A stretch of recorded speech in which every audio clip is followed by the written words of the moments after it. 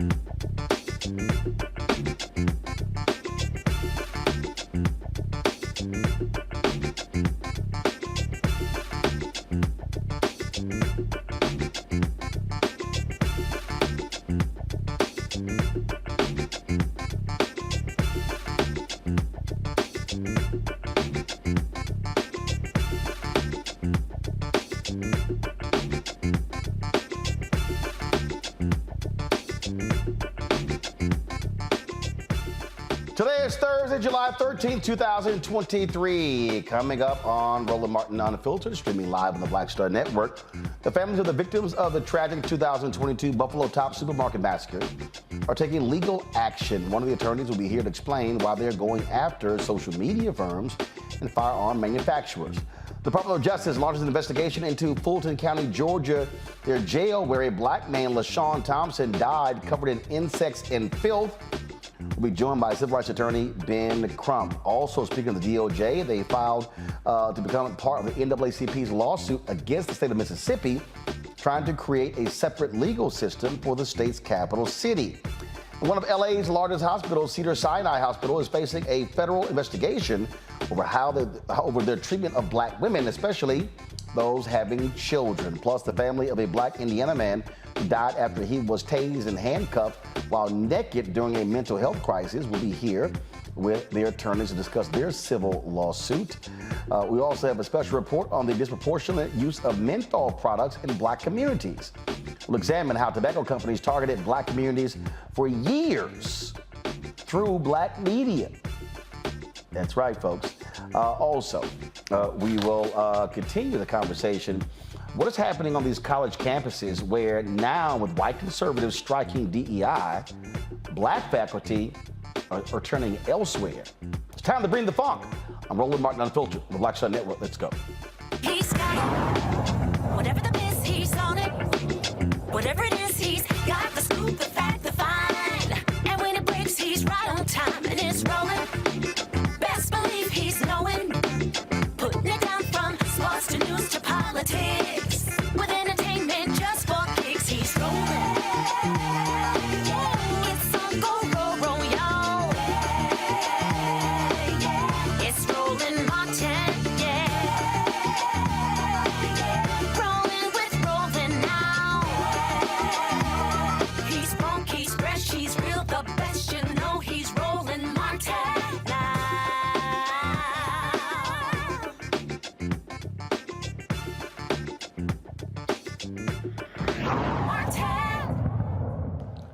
The families of those murdered in the 2022 Buffalo Top Supermarket hate crime are suing social media companies, firearm manufacturers, and body armor makers for helping the teenage killer load the gun that left 10 people dead and injured 3 others. The lawsuit filed in the state Supreme Court in Buffalo lists Meta, the parent company of Facebook, Amazon, Instagram, Reddit, Google, the parent company of YouTube, Vintage Firearms, the Endicott, New York gun dealer where the racist mass shooting legally purchased semi-automatic rifle used in the rampage. Also, RMA Armament, the online company that sold the shooter's body armor as defendants. The lawsuit was filed on behalf of family members of Hayward Patterson, Aaron Salter, Marcus Morrison Sr., Pearl Young, Geraldine Talley, Ruth Whitfield, and Roberta Drury, who were killed in the shooting. Survivor Zaire Goodman, his mother, Zanetta Everhart, Christopher Brayton, Brooklyn Howe, Keisha Douglas, Joanne Daniels, Robia Gary, and her unnamed child are also plaintiffs. Joining me now is Deandra Fu DeBrasse Zimmerman. She is one of the attorneys representing the families. Glad to have you here. So what basis by which you're suing the social media companies and the firearm manufacturers? What did they actually do? Well, that's a great question, Roland, and thanks for having me, and thanks for covering this issue on behalf of the families. I think before we get to what they did and how we got here, we have to understand how they operate. And so while we are all, in these applications and on these devices and we think they're fun, their design, these are products, are made to trap people. And if you look at some of the work that's been out there, whether it's Dopamine Labs or other documentaries that talk about the manner in which these applications were designed, they are designed to trap you emotionally and to trap you mentally. And so if you love bunnies, you're going to see posts about 1,000 bunnies. And that algorithm is going to trap you in bunny land.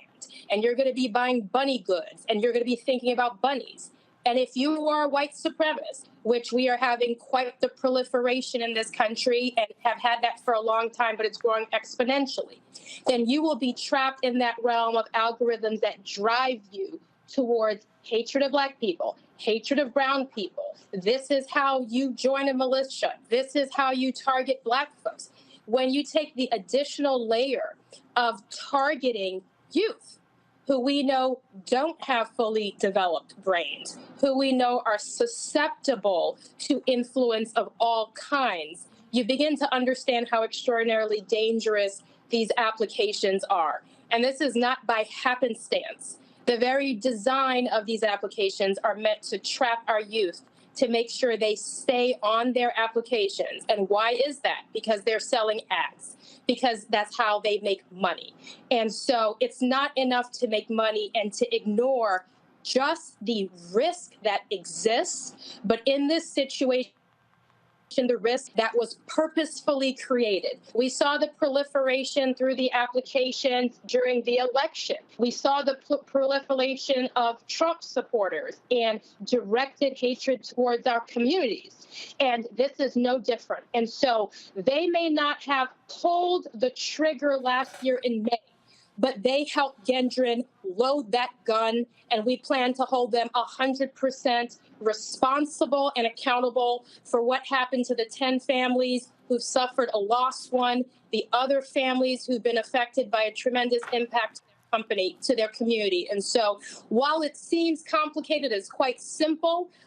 Same thing with the body armor manufacturers. Why are you selling body armor that's meant to be used in combat? We know why you're selling it, because you're targeting young, angry communities of white men who plan to unleash on us and need to protect their bodies when they open fire. And one of the heroes in this story is former Lieutenant Salter, who was a security guard, at the tops that day. He risked his life to protect others. And because Gendron was using that armor, he was able to survive that shot and continue to kill other people on the premises. So it's a tight causation line, and it's time that Meta, TikTok, all of these online providers be held accountable for the poison that they're unleashing in the Buffalo community and in our country. Got three panelists here. Two of them are lawyers, and so they have questions. Candace Kelly out of New Jersey. Candace, your question for our guest. I'm wondering, because the Supreme Court did talk about this, and Clarence Thomas, he wrote the key opinion, and he said that really when you talk about algorithms and enticing people in order to kind of do terrorist attacks, which is what the case was about, that he said they're simply algorithms and that they really have nothing to do with anything except that they're piquing people's interest. So I'm wondering what your feelings are about that, and that the Supreme Court has spoken about that. That decision came in late May. Absolutely. And I think what we're talking about is the Communication Decency Act and the immunity of 230, which was developed long before people understood the impact. We believe that case has no bearing on this in the sense of what we are discussing is a defective product. So our claim is not about the content, which has been the issue with the Supreme Court and the issue with a number of other courts. This is, and I'm primarily a product defect lawyer, this is a defective product, a product designed to create addiction. A lot of the facts of that case, very important facts, as you said, that has to do with terrorism, really focus on the content, right? Bringing people in, recruiting people to participate in terrorist activity. Other cases involving human trafficking, focusing on the substance of the communication, that the online provider was simply hosting information posted by others. And the courts found that that was protected by 230, Section 230 of the Communication Decency Act. That's not what we're talking about here. We're saying this is a defective product by design, and that it is extraordinarily dangerous. The proof is in the pudding, but also even in the intent of the design. It was meant to keep people trapped. So similarly, I sit in leadership on the social media MDL national case where we are addressing some of these issues. We believe it is outside of the immunity protections of the Communication Decency Act. And we pray that this is the court that sees that and allows us to hold the folks who are responsible, because these are just not opinions or hosting people's opinions or the algorithms kind of in a vacuum. It is the application itself. The design is meant to do what is doing here and what led to the murder of 10 Americans in Buffalo in May of 2022. Civil rights attorney out of Los Angeles, Joe Richardson. Joe?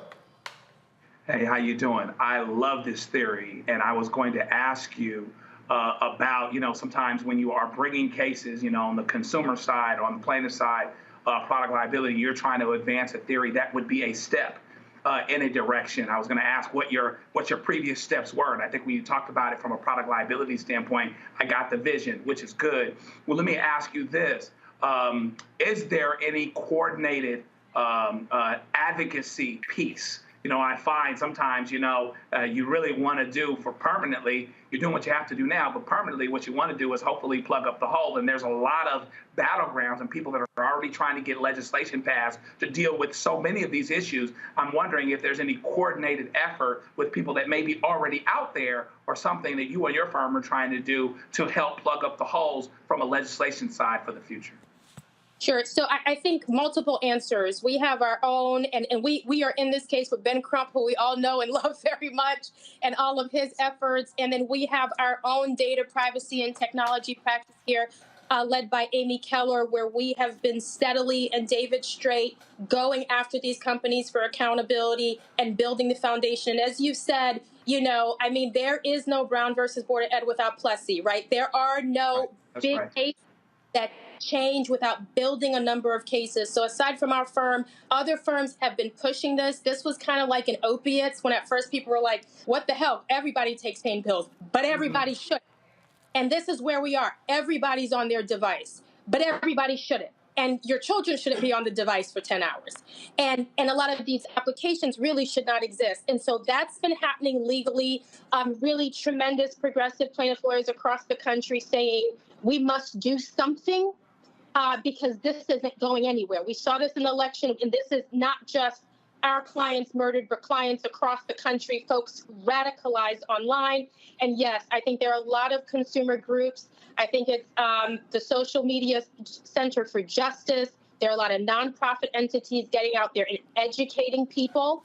And I think there are a lot of legislative efforts. As we saw, there were congressional hearings for a lot of these companies. Some of it has to do with privacy and the way that we're housing information, but a lot of it has to do with the addictive nature. And we saw the Surgeon General come out with a warning. So I think it's like tobacco. It's like opioids. We are just beginning to understand the absolute danger of these products, and specifically as it relates to our communities and being targeted. This isn't just, me as a mom, I have banned my eldest. I threw her iPad in the garbage. But, it's more than being pissed at your kids, right? This is creating and breeding tons of Ku Klux Klan to come after us through media and to gun down people in the middle of the day when they're in a supermarket shopping for their families. Dr. Larry Walker, assistant professor, University of Central Florida. Your question. Yeah, thank you, Roland. It's fascinating to listen to your in terms of your approach in this lawsuit. And we know that there are a number of protections already in place when it comes to gun manufacturers. But you mentioned the company that makes the vests. And I'm wondering, in terms of your approach, how do you think that's effective, right? So they make the argument, we make these in general, because you mentioned the military and then obviously citizens purchasing them. The idea that certainly they say, well, we just make these in general because obviously war is a problem throughout the world and we have to protect law enforcement. So in terms of what you're describing, your theory, how do you think that you could reach a jury as it relates to that they make the point that, hey, we're trying to protect law enforcement, et cetera? And I think the question is, you're trying to protect law enforcement, but you sell it to a child. And you sell it to a child who has some predilection and some issues. And some are just negligence theories, and you could look at some of our claims online. And I don't think it's that simple. I think once we get into discovery and you look at who they're selling the armor to, this is not just to law enforcement. This is military. And so many of our community members stand on the line and protect our communities in the military. When you talk about the volume of sales, these are to young, white, angry, dangerous males who are being told that our communities are going to replace them. So I'm not God and I don't have a crystal ball, but I've been through a lot of discovery. And I have a great sense that when we look at the marketing, when we look at their presence online, when we look at who they're selling to. That is not just going to be law enforcement and military officials. And as you know, a lot of law enforcement military officials get their protection through their employment. Sometimes they have it personally, but I think the discovery is going to bear out the real story about that company's responsibility in this situation. All right, Deandra Zimmerman, DeBrossi Zimmerman, I certainly appreciate it. Thank you so very much. Keep us abreast of this suit. Thank you, Roland. All right, folks, going to go to a break. We come back. We'll talk with Attorney Ben Crump about another case he is involved in. You're watching Roland Martin Unfiltered right here on the Black Star Network.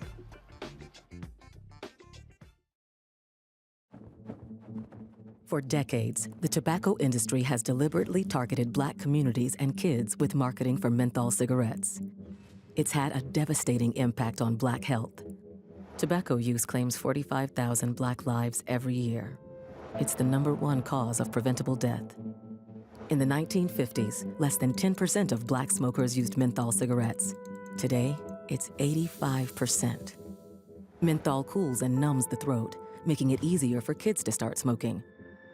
Menthol also increases addiction, making it harder for smokers to quit. Menthol cigarettes are a big reason why Black Americans have a harder time quitting smoking and die at higher rates from smoking-related diseases like cancer, heart disease, and stroke. It's time to stop Big Tobacco from profiting off Black lives. An FDA ban on menthol cigarettes will improve Black health, save lives, and protect future generations from addiction. Learn more at tobaccofreekids.org/ban menthol. Black Star Network is here. Oh, no punch! I'm real revolutionary right now. Thank you for being the voice of Black America. All momentum we have now, we have to keep this going. The video looks phenomenal. See, there's a difference between Black Star Network and Black-owned media and something like CNN. You can't be Black-owned media and be scared. It's time to be smart. Bring your eyeballs home. You dig? My name is Lena Charles, and I'm from Opelousas, Louisiana. Yes, that is Zydeco capital of the world. My name is Margaret Chappelle. I'm from Dallas, Texas, representing the Urban Trivia Game. It's me, Sherry Shepherd, and you know what you watch. Roland Martin on Unfiltered.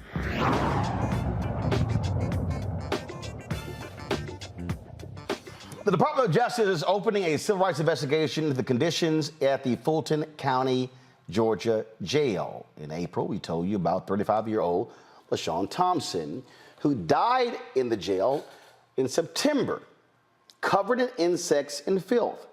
After an extensive review of publicly available information, including reports about Thompson, the DOJ found significant justification to open this investigation. Joining me now is Attorney Ben Crump, who is representing the Thompson family. Ben, glad to have you back on Roland Martin Unfiltered. This DOJ investigation, Ben, how significant is this for your clients? It's very significant, Roland Martin, in the fact that you have the federal government now shining a laser beam into the living conditions of citizens who are being detained at the Fulton County Detention Center. Roland Martin, we must remember that these people are innocent. They are innocent until proven guilty, but yet when you think about what LaShawn Thompson suffered, it was a death sentence. And why? Because he had a mental health crisis and they turned it into a criminal issue, and he died one of the most horrible deaths a person could ever imagine, Roland Martin. He was literally eaten to death by lice and bed bugs. This is, and of course, after this happened, we then begin to hear other stories of individuals who were impacted. And when you see these conditions, how in the hell could jail officials ignore what they were looking at? You know, Roland, it's troubling in many ways, and we're so grateful to Attorney General Merrick Garland and especially Assistant U.S. Attorney General Christian Clark. who you know very well, who has been a champion for the civil rights of marginalized people, especially Black people. And using her platform, she is going to ask those direct questions. And I think what we're going to find, Roland Martin, is that this had a lot to do with politics. They were lobbying for a new Fulton County jail. That's been the sheriff. The county commissioners were saying we don't have the money for it. And so it was almost as if we're going to prove to you that it's cheaper to build a new jail than to have to pay these lawsuits that are going to result from the horrible conditions of the jail. I hope that's not the case, but that seems what is apparent to the community and many of the activists in Atlanta. So,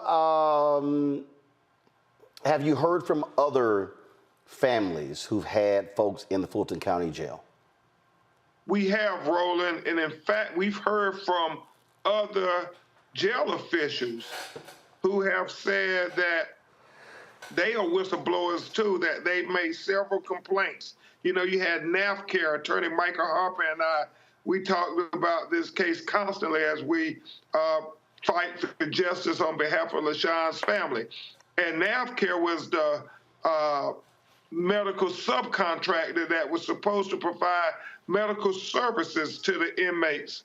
And what we found, Roland, was that NAACP was pointing the finger at the sheriff's department saying, we can't even get into the facility because it's so dangerous, it's so harmful to our employees. But then the sheriff's department was pointing the finger back at NAACP saying, hold on, you all are supposed to do routine assessments on a daily basis to make sure they're getting their medication and they're getting proper medical attention. But Roland Martin, we found in the medical records that LaShawn Thompson had not been seen for over 40 days. So that meant he did not get his schizophrenia medicine. And so one of the big things that Dr. Roger Mitchell, who was the head of forensics at Howard University, said the cause of death was a decompensated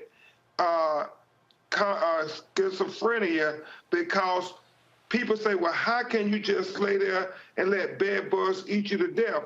Well, he was severely mentally ill and his brain was not functioning properly. So where you and I would move or wipe bugs off and everything, his brain was shutting down, telling him that he didn't even have the signals going to his body to say you should move.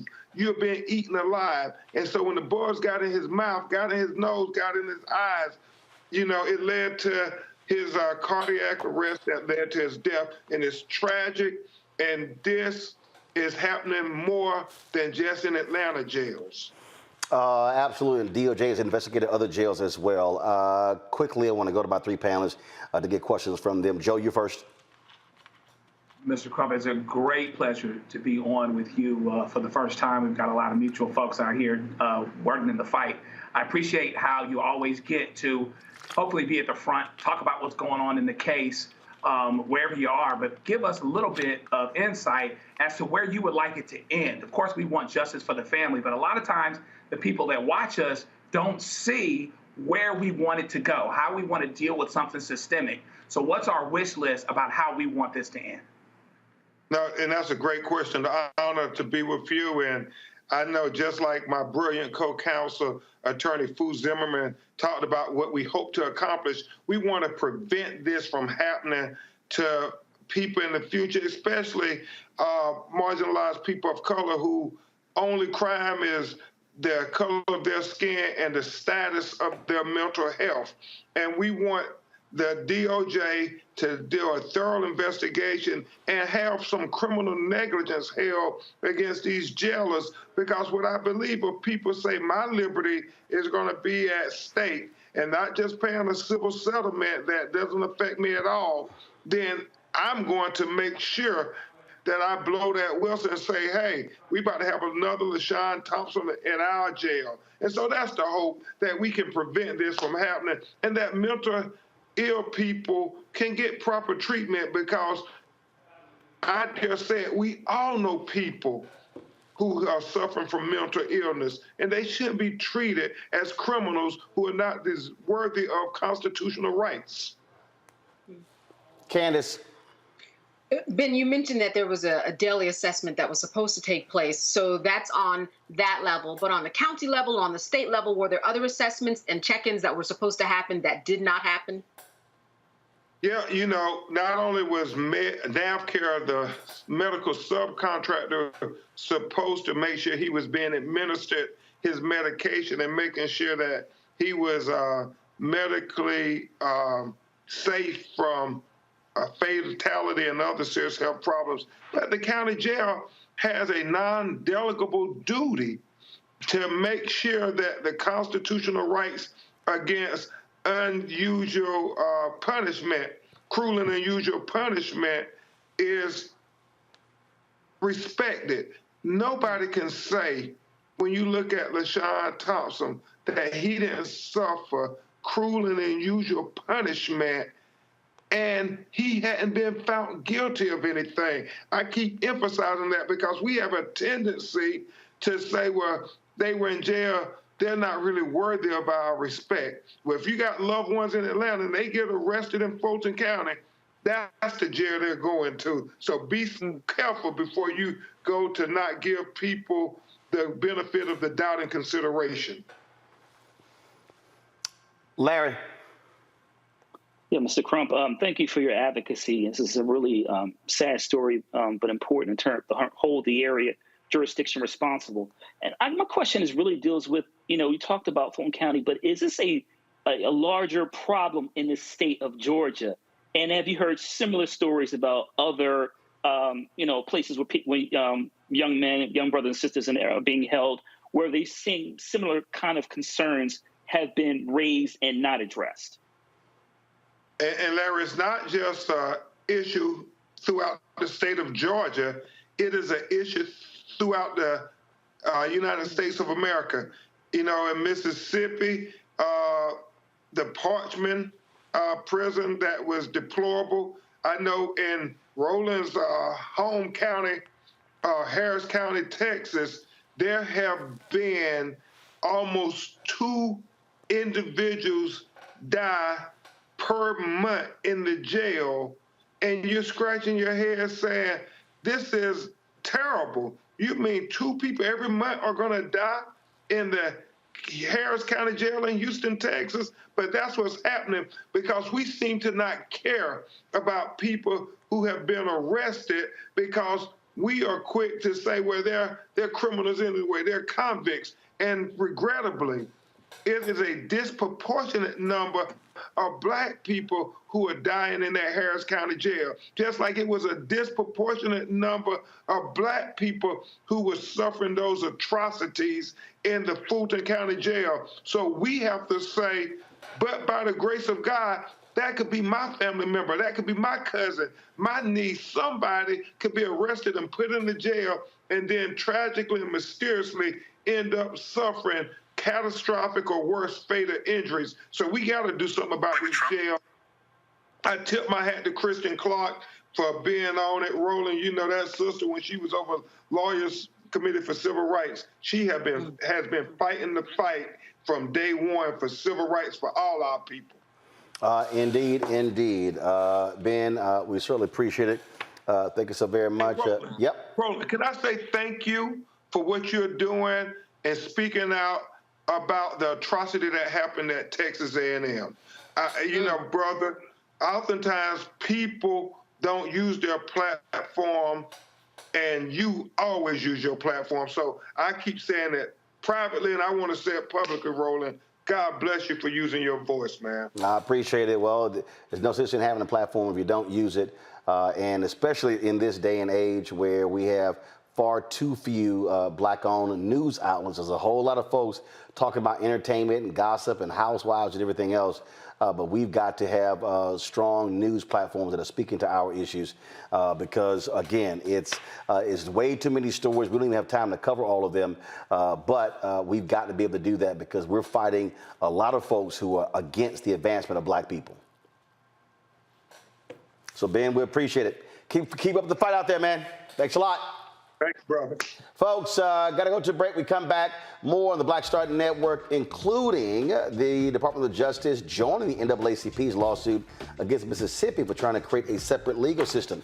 Hey, folks, don't forget, we want you to support us in what we do. I stopped by the mailbox today, and literally these are all the folks who sent checks and money orders and over I haven't been to the mailbox in, I think, 3 weeks. So I appreciate all of this. But let me be perfectly clear. You've heard me say this beforehand, and it's no joke, okay? Our expenses are $195,000 a month. We're talking about studio. We're talking about staff. We're talking about, literally how we're live streaming the show right now. That Clearcaster that's in there was almost $7,000. When we talk about our live streaming gear with LiveView, we've got two of the LU800. Those are $20,000 a piece.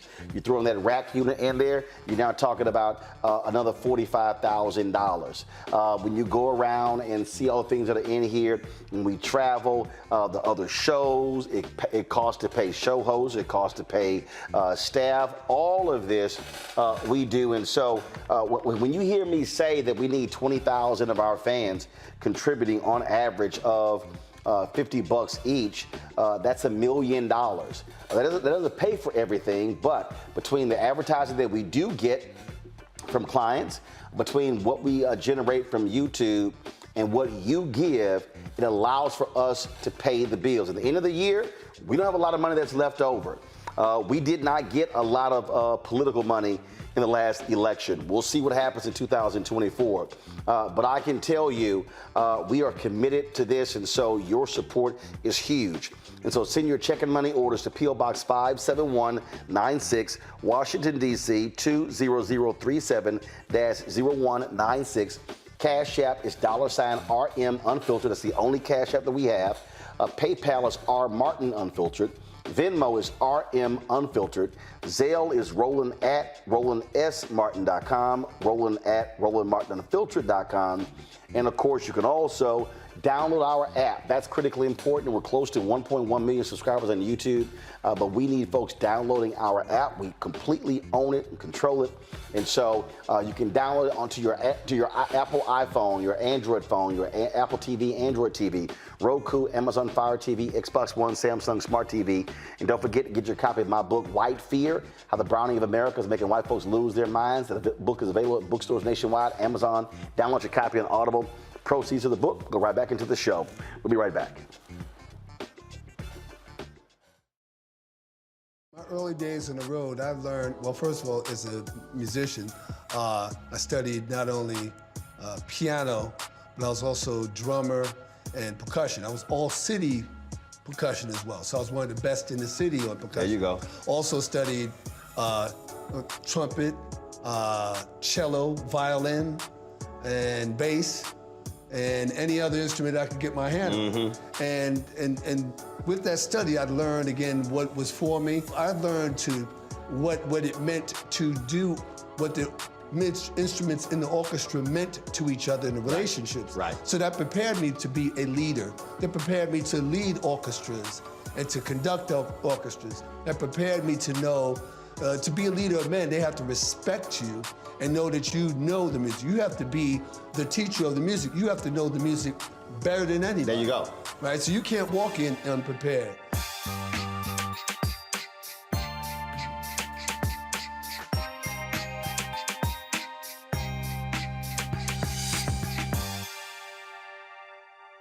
Hatred on the streets, a horrific scene, a white nationalist rally that descended into deadly violence.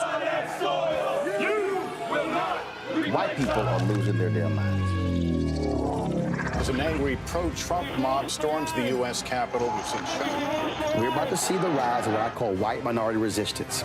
We have seen white folks in this country who simply cannot tolerate black folks voting. I think what we're seeing is the inevitable result of violent denial. This is part of American history. Every time that people of color have made progress, whether real or symbolic, there has been what Carol Anderson at Emory University calls white rage as a backlash. This is the rise of the Proud Boys and the Boogaloo Boys. America, there's going to be more of this. Here's all the Proud Boys, Dave. This country is getting increasingly racist in its behaviors and its attitudes because of the fear of white people. The fear that they're taking our jobs, they're taking our resources, they're taking our women. This is white fear.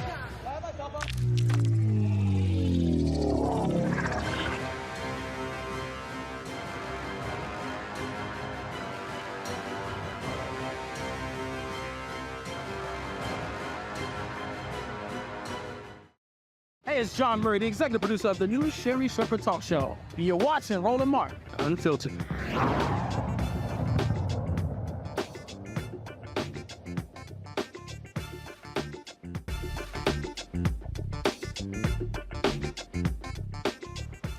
The DOJ has filed a joint the NAACP's lawsuit against Mississippi's governor and other officials over a new law that expands the jurisdiction of the state-run Capitol Police in Jackson, Mississippi, creating a temporary court within the Capitol Complex Improvement District that covers a portion of Jackson.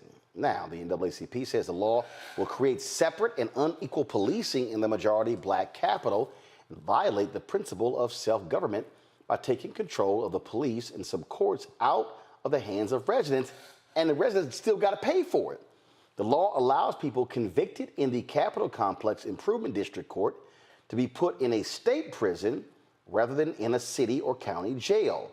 And the judge of the new court is not required to live in Jackson and will be appointed by the Mississippi Supreme Court Chief Justice. U.S. District Judge Henry Wingate temporarily blocked the law from taking effect. He must approve the Justice Department's request to intervene in the lawsuit. This right here, Candace, I think is critically important because, again, what this is are largely white Republicans who want to dictate what happens in this majority black city. And then they got control, but the taxpayers of Jackson got to pay for it and have no say-so over something that they're paying for. Yeah, Roland, you're correct. No say-so. They're paying for it.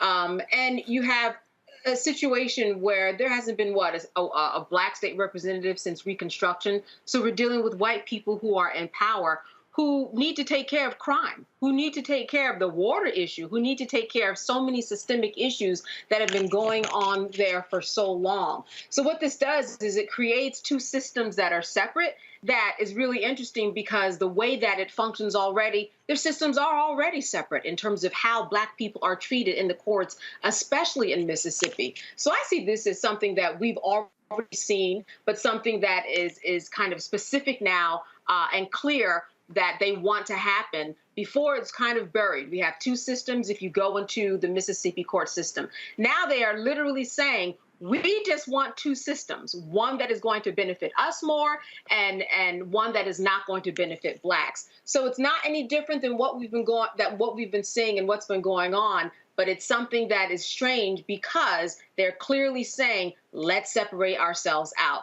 It's ridiculous. You know, Larry, when I look at what they've done here, it was crazy. And we had numerous legislators on the show, and I've asked them all the same question. Where's the data to back it up? They say nothing was provided. Nothing. So, Roland, it's interesting. We look at the percentage of blacks that live in the state of Mississippi, but in the show we talk about a lot of these issues, particularly like Mississippi itself. And this particular case, I mean, it makes no sense, but it seems like they're trying to push the clock back, as my colleague kind of referred to the Jim Crow era.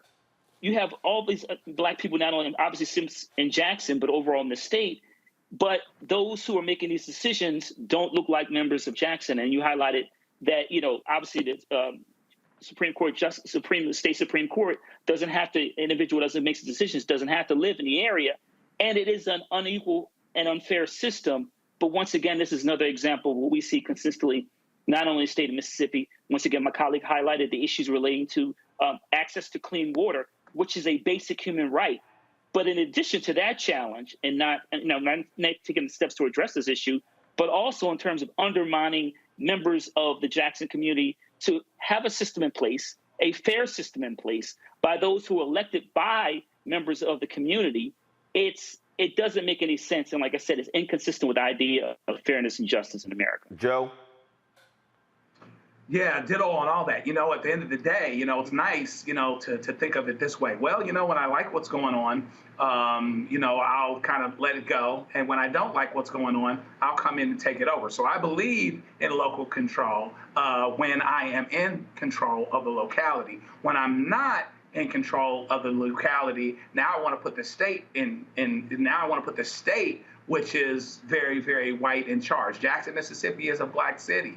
That means that the people that are elected there, the judges, the representatives, the DA, those would be the people making those decisions. And so this effectively, not inconsistent with what's going on in a lot of different places in the country. One of the ways to deal with when you have a state legislature, but you don't have the urban cities and you effectively want to take them over, is to just change a law that, you can get passed because you've got a Republican governor or you've got a supermajority in the legislature. And so we will just take it over. So we don't believe in local control anymore. So basically, Jackson, Mississippi, and anywhere else black USA can be the next Washington, D.C., where there's basically taxation without representation. All right, folks, hold tight 1 second when we come back. The federal government launched an investigation, a different department, into Cedars-Sinai Hospital in Los Angeles. This is why I keep trying to explain to y'all why voting matters.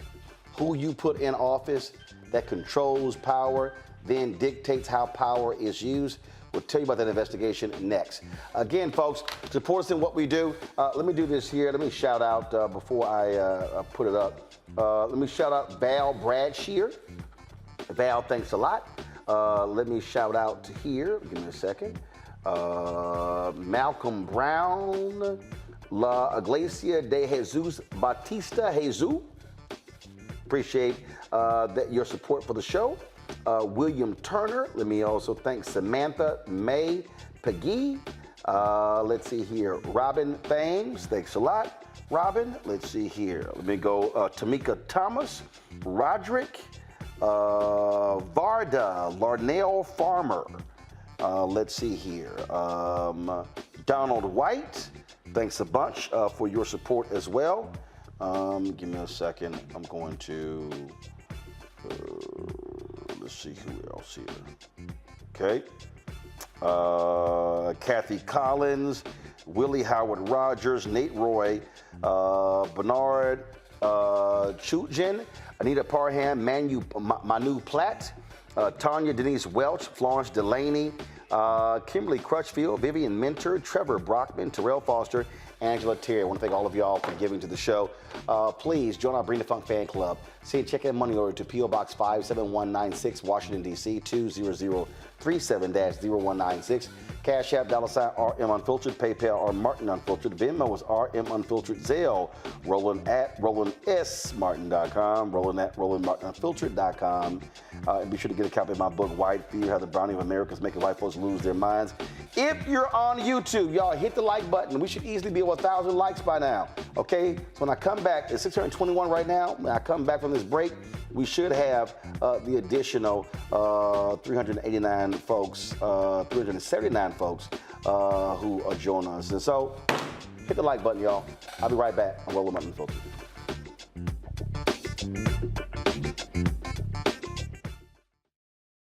When you talk about blackness and what happens in black culture, we're about covering these things that matter to us, speaking to our issues and concerns. This is a genuine people-powered movement. There's a lot of stuff that we're not getting. You get it, and you spread the word. We wish to plead our own cause Too long have others spoken for us. We cannot tell our own story if we can't pay for it. This is about covering us. Invest in Black-owned media. Your dollars matter.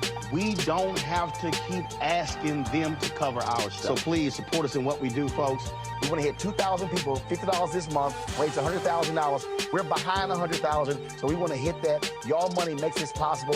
Check some money orders. Go to P.O. Box 57196, Washington, D.C. 20037-0196. The Cash App is $RM Unfiltered. PayPal is R Martin Unfiltered. Venmo is RM Unfiltered. Zelle is Roland at RolandSMartin.com. Coming up next on The Frequency, right here on the Black Star Network, Shanita Hubbard. We're talking about the ride or die chick. We're breaking it down. The stereotype of the strong Black woman. Some of us are operating with it as if it's a badge of honor. Like, you even hear Black women like aspiring to be this ride or die chick, aspiring to be this strong Black woman trope at their own expense. Next on The Frequency, right here on the Black Star Network. Me, Sherry Shepard. With Sammy Roman. I'm Dr. Robin B., pharmacist and fitness coach, and you're watching Roland Martin Unfiltered.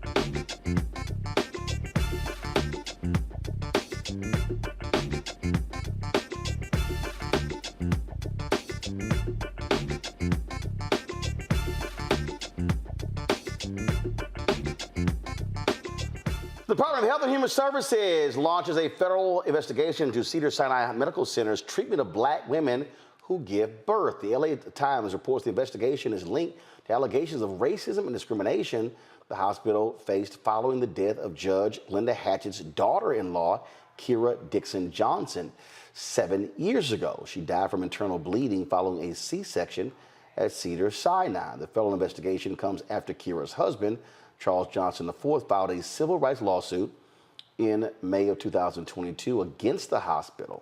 The lawsuit alleges Johnson's civil rights were violated and she was denied health care because of race, which resulted in her untimely and wrongful death. Also, you may have seen this story where a Yale professor wants doctors to wear a body camera after she witnessed doctors literally laughing at a Black victim who had been shot. When you start looking at these stories, Joe, you're there in LA.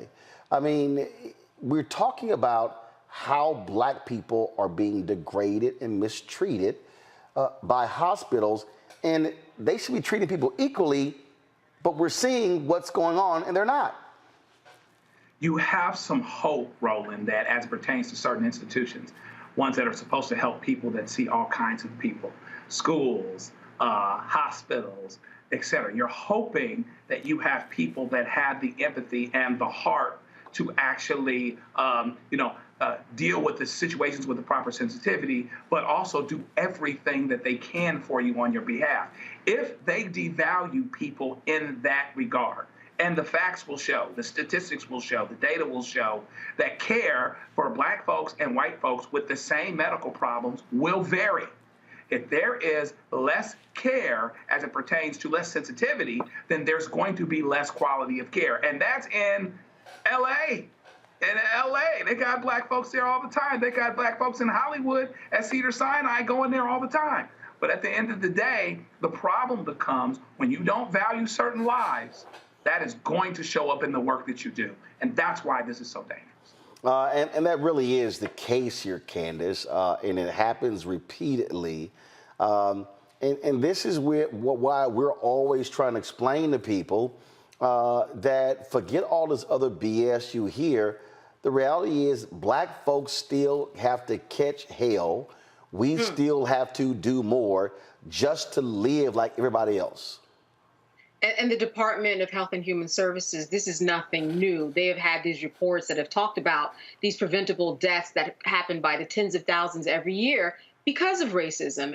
And we're talking about racism and also other socioeconomic factors. And then you have, gender factors and age factors, and all of that is that creates all of these intersectionalities when someone goes into the hospital. And what happened in this situation was that there was too much blood in her system that could have been prevented, and her husband had to fight. And I'm sure that we have all found ourselves in that situation. And I think the key takeaway from this is, like everything else that we have to do in this country, you have to come in there and not only show people that you are a good advocate for yourself, but I know when I go to the hospital and are dealing with loved ones, you have to bring in outside people and let them know that it's not just me who might be in mourning, but someone who was on their P's and Q's, who has the wherewithal to question, to ask you what you're doing, to ask if there's a Black doctor, to ask for a second opinion. You have to be really, really bold. And that happens often in the times in the middle of grief and mourning and when you're really, really out of your element. But it is a practice that we have to begin or continue, that when you go to the hospital, you have to advocate. You have to advocate hard, and you have to advocate loudly. It doesn't matter how it might seem on the other end. It's going to be worth it if it ultimately prevents the death. And that's the thing, Larry. You have to be your greatest advocate. You simply can't assume. And we tell the story all the time. When Serena Williams was having a child, I mean, she had to basically knock the hell out of these damn doctors and say, hey, I'm having issues. So let's talk about some facts. According to CDC, Black women are three times more likely to die from pregnancy-related deaths than white women. In addition to that, there are a number of studies that highlight that physicians believe that Black people have a higher tolerance to pain. So among all the other issues we have to deal with in terms of being Black in America, as my colleague mentioned earlier, hospitals are institutions you want to have faith in, because when you go there, there's something wrong and you need support. But this issue related to the Black women and pregnancy-related deaths this is something unsolvable, Roland. All this is rooted in structural racism. And I think the key point is when you talk about these topics on your show, particularly this topic, Black women are more likely to have these pregnancy-related deaths compared to white women, regardless of their socioeconomic status. So, well-educated Black women with health insurance compared to a white woman who doesn't have a job and doesn't have any health insurance, that Black woman has a higher rate of mortality rate when it comes to pregnancy. So these are issues, once again, that are solvable. We need to have more Black physicians. And once again, we have to make sure we have the physicians have the training to recognize their own bias to ensure we protect the lives of Black women. Indeed. Folks, when we come back, we will talk about a number of different other stories, and that is, one, the case out of Indiana where a Black man was tased and died as a result. We also have efforts to expand, if you will, more lawyers into the profession. We'll talk about what's happening there. The Southern Poverty Law Center, they are involved in the effort as well, fighting misconduct. Plus, what's happening at Texas A&M with a Black journalism professor where they changed the offer multiple times, that is leading to other people who are saying, I don't want to go to these schools. We're seeing the exact same thing in Florida. These actions are going to have a chilling effect on Black professionals. black faculty. We will talk about that on the show as well. You're watching Roland Martin Unfiltered on the Black Star Network. Back in a moment.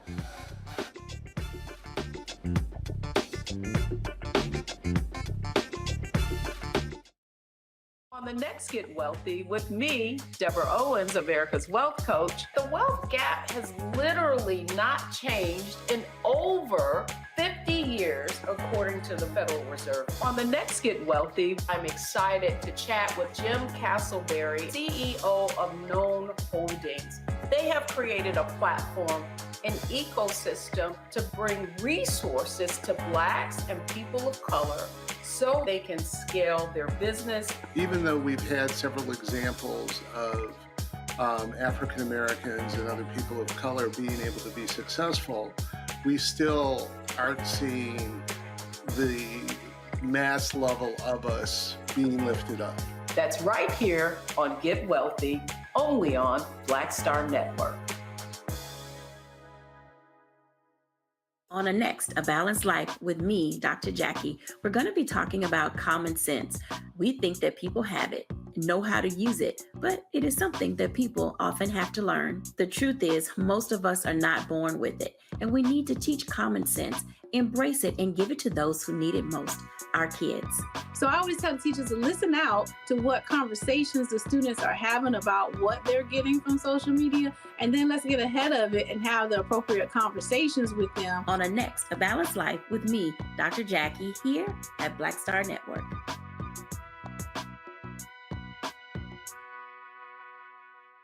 Next on the Black Table with me, Greg Carr. We featured the brand new work of Professor Angie Porter, which, simply put, is a revolutionary reframing of the African experience in this country. It's the one legal article everyone, and I mean everyone, should read. Professor Porter and Dr. Valeethia Watkins, our legal roundtable team, join us to explore the paper that I guarantee is going to prompt a major aha moment in our culture. You crystallize it by saying, who are we to other people? Who are African people to others? Governance is our thing. Who are we to each other? The structures we create for ourselves, how we order the universe as African people. That's next on the Black Table, here on the Black Star Network.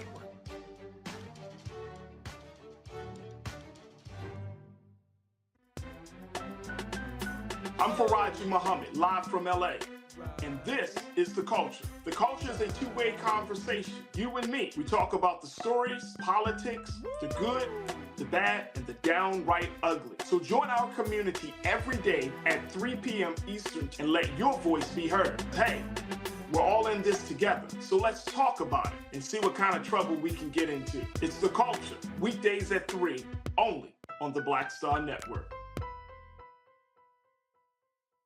Black Star Network is here. Oh, no punches! I'm real revolutionary right now. Thank you for being the voice of Black America. All momentum we have now, we have to keep this going. The video looks phenomenal. See, there's a difference between Black Star Network and Black-owned media and something like CNN. You can't be Black-owned media and be scared. It's time to be smart. Bring your eyeballs home. You dig?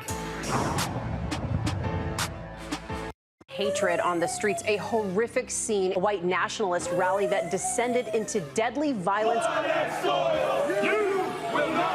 White people are losing their damn minds. As an angry pro-Trump mob storms the U.S. Capitol, we've seen shootings. We're about to see the rise of what I call white minority resistance.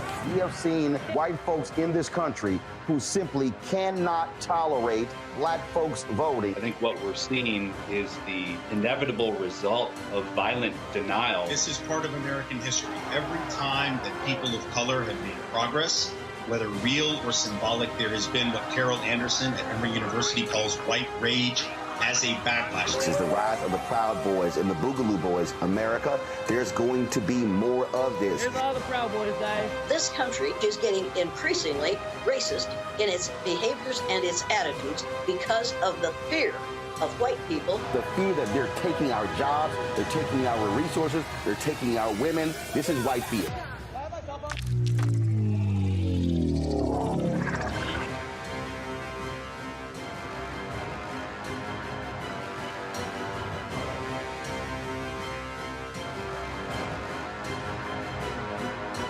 am Tommy Davidson. I play Oscar on Proud Family, Louder and Prouder. Right now, I'm rolling with Roland Martin, unfiltered, uncut, unplugged, and undamn believable. You hear me? On April 25th, 2022, Herman Whitfield III was experiencing a mental health crisis at his parents' home. His mother Gladys called for an ambulance, but instead of medical assistance, 6 Indianapolis Metropolitan Police Department officers showed up. The officers did not help Herman at all. They eventually tased him, double handcuffed him in the prone position, ignored his pleas that he could not breathe, kept him face down for about 5 minutes until his body went motionless on his parents' living room floor. The autopsy determined Whitfield died from heart failure while under law enforcement restraint and ruled the death a homicide. 2 of those officers, Adam Ahmad and Steven Sanchez, have both been indicted for Herman's death. The 2 face involuntary manslaughter, reckless homicide, and felony and misdemeanor battery charges. The trial is scheduled for July of next year. Whitfield's family has filed a civil lawsuit against the city of Indianapolis and 6 officers. Joining me from Indianapolis are Herman's parents, Gladys and Herman Whitfield Jr., their attorneys, Israel Nunez Cruz and Richard Wapples. Here with me in studio is Dee Lott, the lead coordinator for the Justice for Herman Whitfield III campaign. Glad to have you on the show, Gladys and Herman. Again, sorry for the loss of your son. This is something that we've covered on numerous occasions on this show, where so many parents are scared to death of literally calling authorities because what ended up happening to your son has happened before. What I'm trying to understand is you call for an ambulance. Why did cops come? We don't know why. Yeah, we don't know why. We didn't ask for them, but I thought since they were here, they had the civility and the humanities to help us, and it just turned out to be bad. I don't know why they came. Israel and Richard, are there 911 calls? Has the city explained why an ambulance wasn't dispatched and instead 6 cops showed up? This is Richard, and there was an ambulance that came that was outside that the police did not allow to come in until they had the situation, as they said, under control. Herman was confused and in a mental health crisis, like you said. He needed help, and the officers initially talked to him and tried to get him to come outside, get dressed, and come outside, and he apparently didn't understand them and wasn't making any sense. And the officer's training is to wait in that situation, not confront somebody, not to get physically aggressive with them. And instead of following their training, they did exactly the opposite. They forced the situation, they got up on him, and then they, when he ran from them, then they used a taser to get him down and got on top of him. And their training says it's very dangerous, especially for a large individual, to be down on his stomach in a prone position, especially with his hands cuffed behind his back and with weight on him. And that's exactly the position he was in. And Herman, and there's video from the officer's body cams on this, says he couldn't breathe at least 3 or more times. And the officers didn't follow their training to get him up in a position where he could breathe. And instead, he just went limp, and they just left him there. A tragic situation. And the city's policies actually aren't all that bad with respect to how they are to respond to this sort of situation. But they didn't follow them, the officers on the scene. And then the city of Indianapolis hasn't been honest with respect to how they dealt with the situation. They've attempted to cover it up. They produced a videotape that was left out the part that Herman was saying he couldn't breathe, made it appear that he was the aggressor when he wasn't. Herman never verbally threatened the officers, never physically threatened the officers. He just tried to get away from them. And they were the ones that were the aggressors. They were the ones that used the only physical force that was used that day. Israel, was there a supervisor on the scene? We've had other stories before where you typically would have a senior officer who is commanding the scene. Anything along those lines? I think there was a sergeant on the scene. Israel, do you recollect the? No, I believe, Rich, you're right. I think that there was a sergeant on scene, and there were multiple officers on scene initially, and then more came before the ambulance made its way into the house. So there was a supervisor that was supervising what was going on with the officers inside the home. You say, Richard, that a videotape was made by the city that was deceptive, and I'm curious for Gladys and Herman. Did you, first of all, did you shoot any video yourself?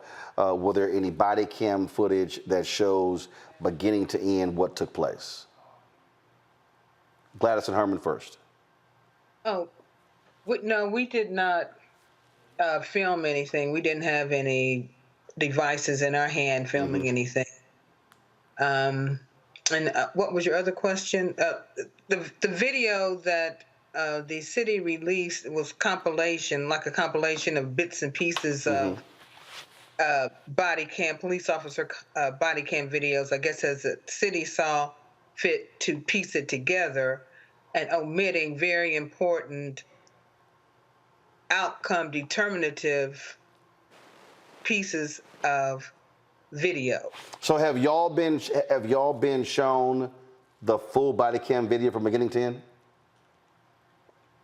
Well, we saw pieces of it. We really couldn't look at it because it was really kind of gruesome and inhumane, so we really couldn't. I really couldn't look at it, and I don't think Terry could either. But it's my understanding that our attorneys have looked at all of the video camera footage. Richard, is that the case? Yeah, that is the case. In fact, we sought in discovery the body cam videos, the complete body cam videos, not just the compilation video that the city put together, and they resisted that. We actually had to go to court and with a motion to compel and get the court to order them to produce all of the body cam videos. And when they did, it told more of the story about exactly what happened. And it was after that point, and then we released a compilation of those body cam that honestly set forth what happened that day and who did what, which one of the officers did what, and how they brutalized Herman and caused his death. And it was after that point that the prosecutor then brought charges against two of the officers, the officer that tased him, Sanchez, and Ahmad, who was on top of Herman. Ms. Lott, how has this, first of all, how did you come to get involved in this case as the lead coordinator of the Justice for Herman campaign? Well, I am a friend of Herman Whitfield III, as well as his family. So I'm a family friend, an attorney who has experience in doing campaign organizing on other issues. And so when this happened, of course, went through a period of grieving, but very shortly after that, it became a conversation of, okay, what do we want to do now? Especially once we saw that the city was misconstruing and obfuscating facts and things like that, and so we wanted to make sure that the truth was out. We started out first with just putting up a website, did a community memorial call to action for the local community there. And from there, for the last year and 2-3 months, this is what we've been working on and steadily trying to, recruit people, get the word out, get a base of volunteers, kind of provide some support and encouragement to the community, because this is one of many in a long, long history of, vigilante mob lynchings and things like that have happened in Indiana. And it's really something that I think continues, like that legacy and that community-wide, statewide trauma is something that continues in that community. There's a lot of fear. There's a lot of belief that nothing is ever going to change there. And so we thought it was very important to start, making sure that we got both, local attention to it, local support, as well as national support to let that community there know that, there are people there's a network of people, there's a nation of people, there's a world of people who will pay attention to what's happening in Indiana and who care about Herman and who care just in generally. And so that was one of the reasons why we started to engage, but also to make sure that the public knew what the government, what the mayor, what the police are doing there. We just want it out. One of the most concerning things right now that as a campaign we're worried about, as a community we're worried about, is the fact that these 2 indicted officers are still employed by the police department. The mayor, to my understanding, everything I've seen and heard, has never come out and said that he would stand for justice, that he wants to see justice served in this instance. There has not been any comment or any request for a DOJ investigation, which is something that we've repeatedly asked for from the very beginning. It needs to happen not only for this case, but for the long history of this in Indianapolis and Indiana as a whole. And so we have a lot of concerns about what the mayor is not doing there and the efforts to cover this up and to hide this from the community there locally and from the national community. And so I thank you so much for bringing us on and helping us get the word out about this, and so that we can ask for the national support that we need, not only there in Indianapolis and Indiana, but so that we can start to unite nationwide, so that we start to have a more coordinated response to these, so that there is at least some hope that this will stop, and we can start to reform this. Richard Israel, this happened April 25th, 2022. The trial is until July 2024? Right. So the trial is actually just got continued, and it's actually going to be set for January 24th of 2024. Oh, January 2024, not July. Correct. Got it. Now, having said that, it wouldn't surprise me if it got moved again. I think for this type of case, it's probably going to take a good year, maybe a year and a half from the time that it was filed, because there are just going to be delays. Like many other states and other jurisdictions, we have a backlog because of COVID. And so, again, it wouldn't surprise me if it got moved one more time. But the prosecutor, Ryan Mears, is moving this case forward. As far as I can remember, I think this is the first time 2 police officers have been indicted for these types of charges. So we are very pleased with the prosecutor for doing what is right. And I think that he's going to move this case as quickly as possible. But the defense is going to do everything they can, of course, to put in as many roadblocks as they can before this case goes to trial. Gotcha. It is always difficult when we have to talk about these cases. We've talked to so many different family members in similar circumstances. And again, it has to be heart-wrenching, again, when you seek assistance and help for a son, for a daughter, for a loved one, and then you think that you're calling the people who are there, supposedly there to protect and serve, and then they end up being the aggressors and taking someone's life. And so, Gladys and Herman, we thank you for sharing with us your story.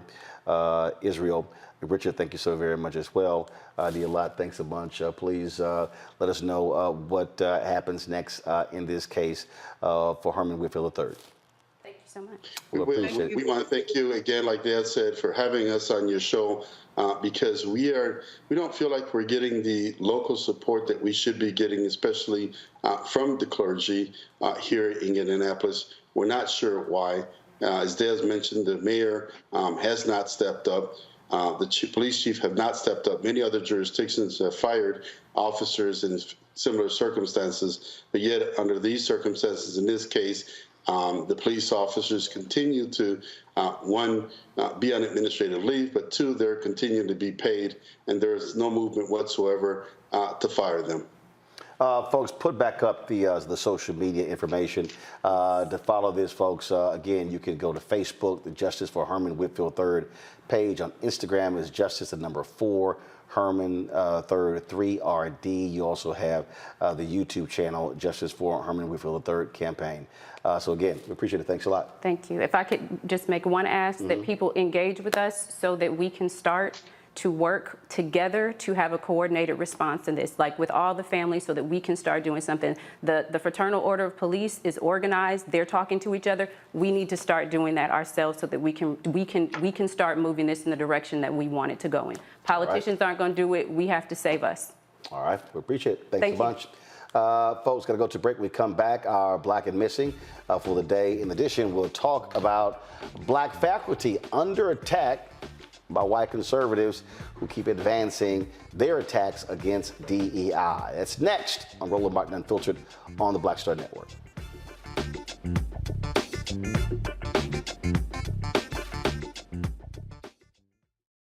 When you talk about blackness and what happens in black culture, we're about covering these things that matter to us, speaking to our issues and concerns. This is a genuine people-powered movement. There's a lot of stuff that we're not getting. You get it, and you spread the word. We wish to plead our own cause.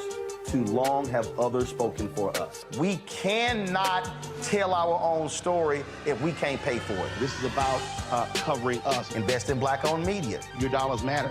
We don't have to keep asking them to cover our stuff. So please support us in what we do, folks. We want to hit 2,000 people, $50 this month, raise $100,000. We're behind 100,000, so we want to hit that. Y'all money makes this possible.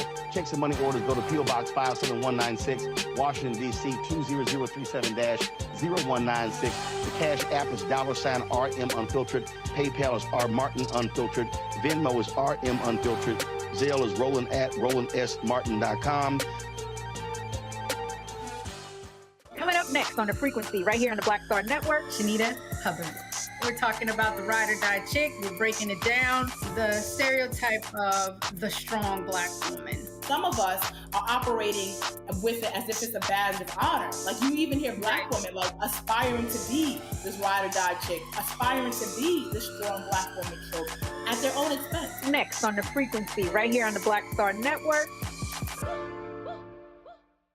Farquhar, executive producer of Proud Family. Bruce Smith, creator and executive producer of The Proud Family, Louder and Prouder. And you're watching Roland Martin Unfiltered.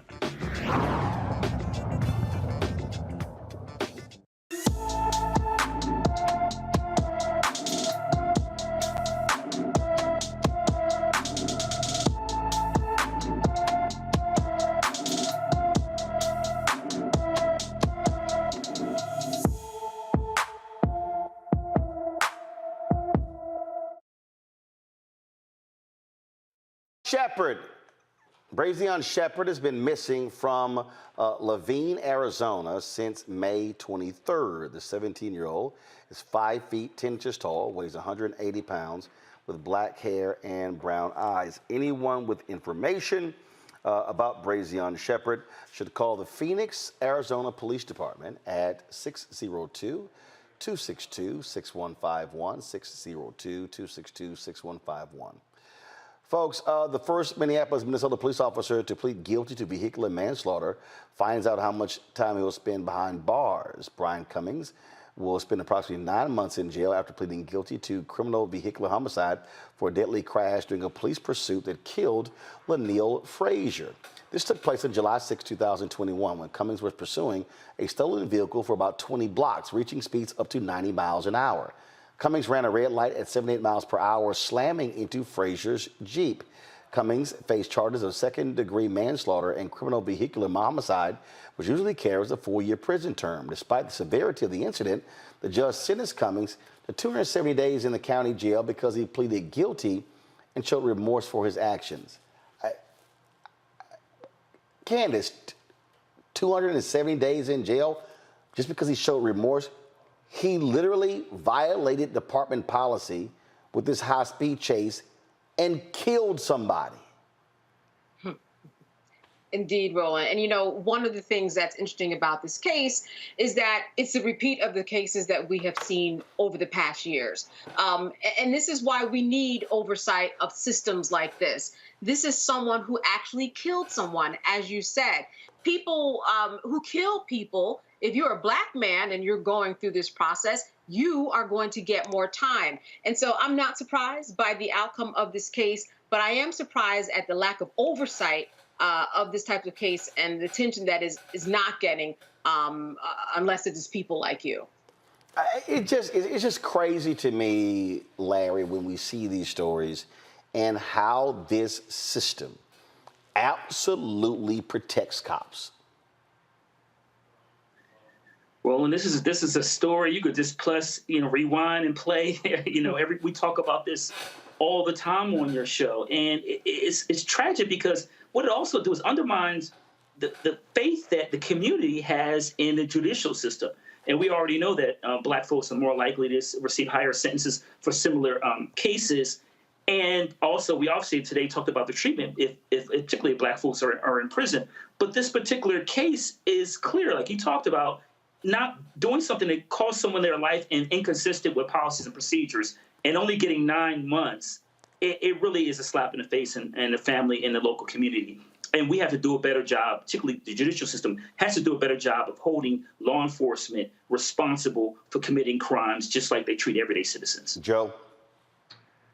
You know, law enforcement gets a lot of deference, and this is something that reminds you that it doesn't matter whether you're dealing with a liberal city. It doesn't matter whether versus a conservative city. Oh, liberal city, better cops. Not necessarily. Or less deference, more understanding when someone has a life loss. So basically what they're saying is that life is just worth 270 days. Now, I don't know how long he was in jail, but he either was in jail for some period of time and he's got time served or close to it, which I don't think happened, or he was able to get out right away to begin with, right? And I will give you 10 to 1, he'll be lucky to do 100 days of this. He'll do half of it, right about half of it at the very, very most. And so, you know, we have to continue to sound the horn here, the whole idea that when someone does something, when they break their own policy, as a plaintiff's attorney, I look for a defendant, employer, the police department that breaks their own policy. This is what you said you were supposed to do, and you don't do it, and he effectively gets a slap on the wrist.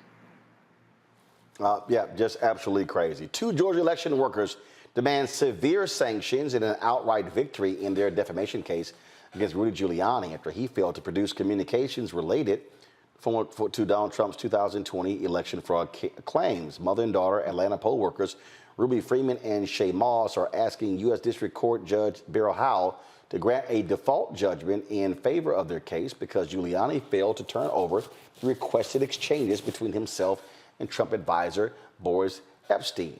Freeman and Moss have been subjected to relentless attacks since 2020 when Giuliani and Trump cited them sometimes by name to fuel their since debunked election fraud claims. The poll workers seek an unspecified amount in damages, claiming Giuliani's actions caused severe emotional distress and put them in danger. I hope these thugs, Larry, get everything that they deserve.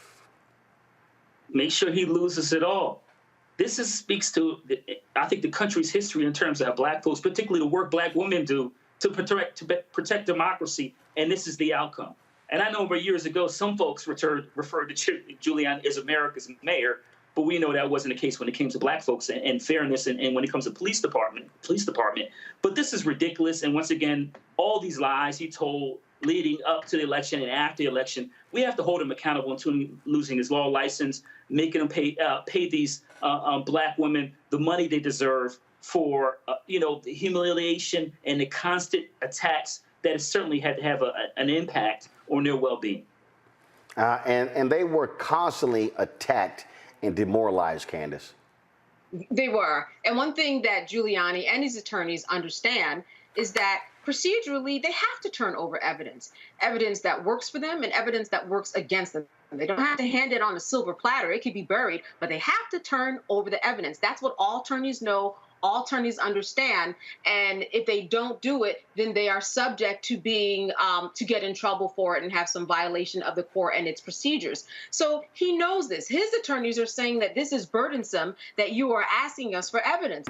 That's how the court system works. You have his story, the prosecutor's story, the defense story, and somewhere in there you have the third story, and that's the truth. And in order to prove whatever truth there is, you need evidence. So it makes no sense that someone who's barred, Rudy Giuliani, as well as his attorneys who are barred, would act like this is the first time that they heard. They have to turn over evidence. This is par for the course. This is basic. And this is something that goes well against what they call the Brady rule. You have to turn over the evidence in order to have a fair trial. Joe. It's amazing. Somebody brings a case, the other side answers the case. And so now the case is at issue and you're walking together.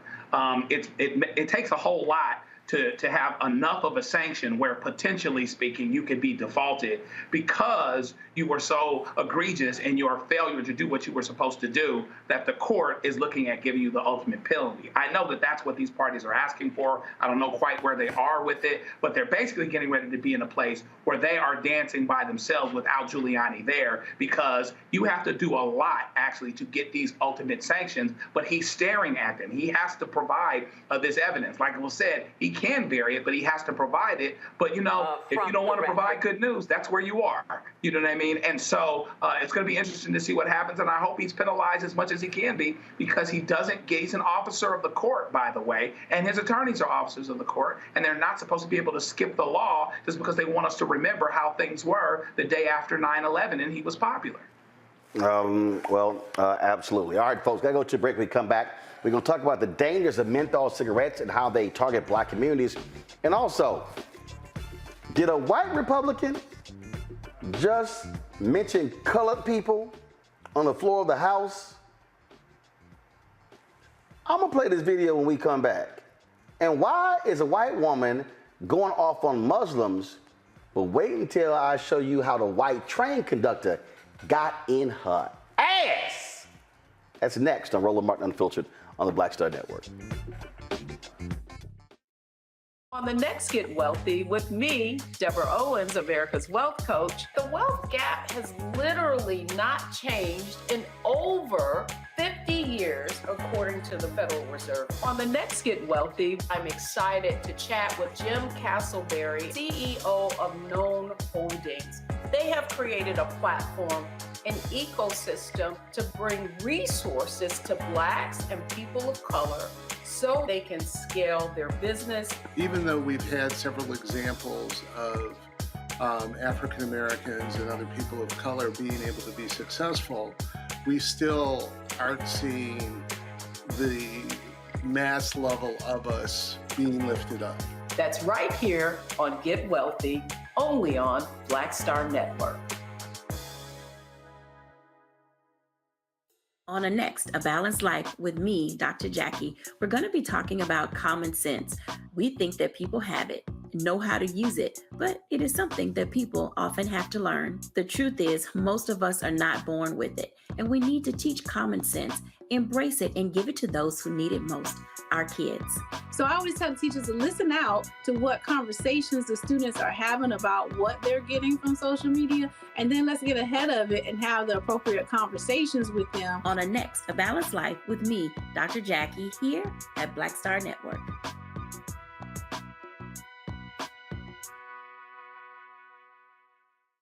Hi, I'm Jo Marie Payton, voice of Sugar Mama on Disney's Louder and Prouder Disney Plus, and I'm with Roland Martin on Unfiltered.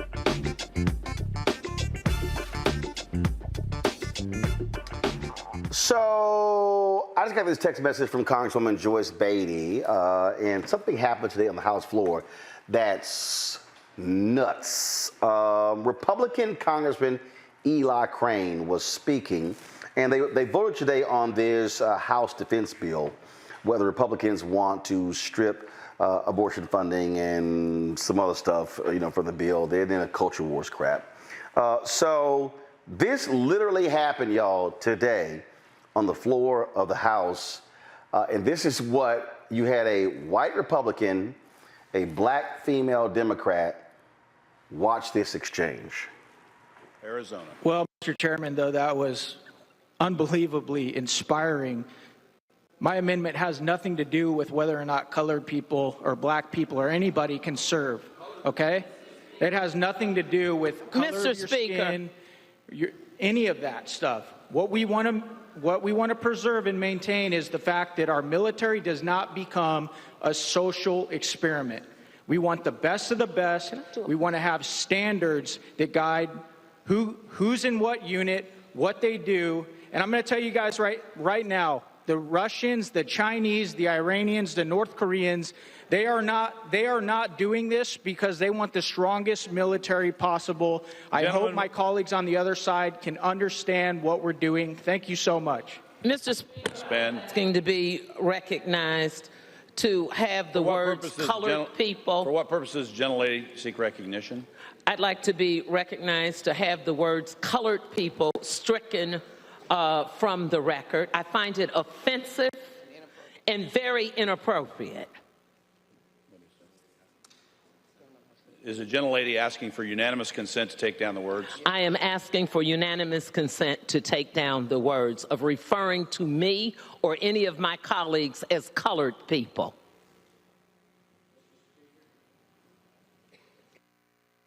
For what purposes, the gentleman from Arizona? Can I amend my comments to people of color? The gentleman wishes to amend his comments. Is the gentleman asking consent? Mr. Speaker, to have the word stricken. I didn't ask for an amendment. Is there unanimous consent to have the word stricken? Without objection, so ordered. So just so some of y'all see some of y'all comments, watch one of his fellow Republicans sitting behind him. Watch his reaction when white Republican Eli Crane says colored people. Watch this. Arizona. Well, Mr. Chairman, though, that was unbelievably inspiring. My amendment has nothing to do with whether or not colored people or black people or anybody can serve, okay? It has nothing to do with black people or anybody can serve, okay? Do with whether or not colored people or black people or anybody can serve, okay? It has nothing to do with whether or not colored people or black people or anybody. The look, he was like, did his ass just say color people? This is who they are, Joe. I have this habit that I'll admit. Anytime I'm getting ready to take off my shirt, because I've got my glasses on, I naturally take them off, okay? So what happens is, even if seconds before I took off my glasses, seconds before I took off my shirt, for some other reason, right? The glasses aren't on, but I still go like this, even though I did it seconds before.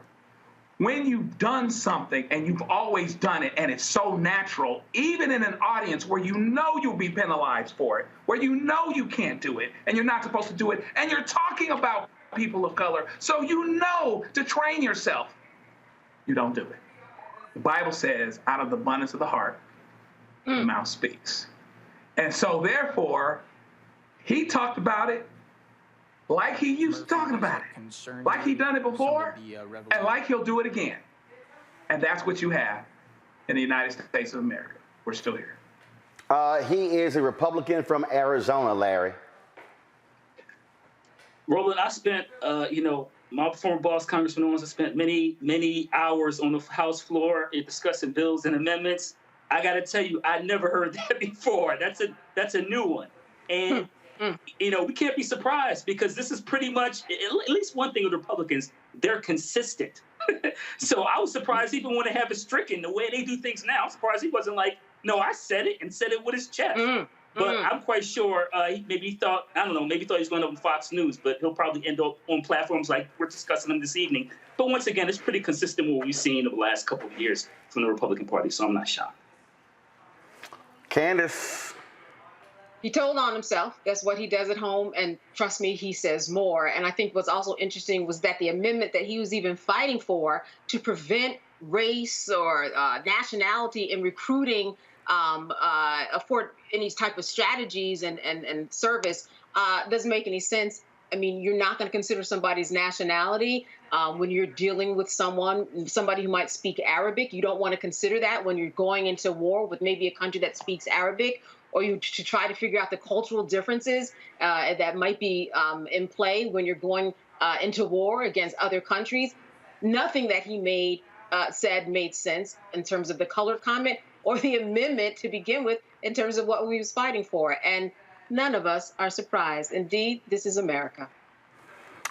Speaking of America, it's always important to have white allies who say and do what's right. So we came across this video. So there were folks riding on the train, white woman, a couple of Muslims, and the white woman decides to just show her racist ass. I mean, train riding Karen just showed exactly who she is. But wait until the white conductor got in that ass. Watch. Smells like feces eaters, doesn't it? Say hi to TikTok. Why somebody's got a problem. Say hi to TikTok. Racist #1. Yup. Say it louder for her.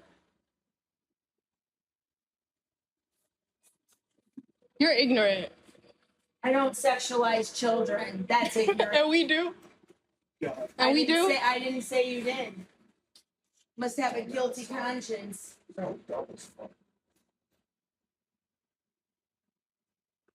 Enjoy the white. Like, you sat next to us. Talk to them like that. I didn't like anything. Were they talking? What were they? Was she saying stuff to you? She was so racist. Yeah. Yeah. Ignorant You're gonna remarks. Get off the train. I said I Get off of the train. I said I don't sexualize children. I'm not getting off the train because You need to get off of the train. I You don't can't talk to the passengers like that. I'm not talking to anybody. I'm looking out the window. Every person in this car said that you were talking to them like that way. No, I don't know every person in this car, so I don't know what the problem was. You need to get off of the train. All right, look at me. You will never ride my train again. I will look at you and tell you you can't ride. Do you understand that? I can't physically remove you, but I can stop you from getting on. You do not talk to the passengers that way. I'm not talking to them. Yes, you are. So get off in Hartford and do not get back on my train ever again. You see me, walk away. Okay? Thank you. God bless.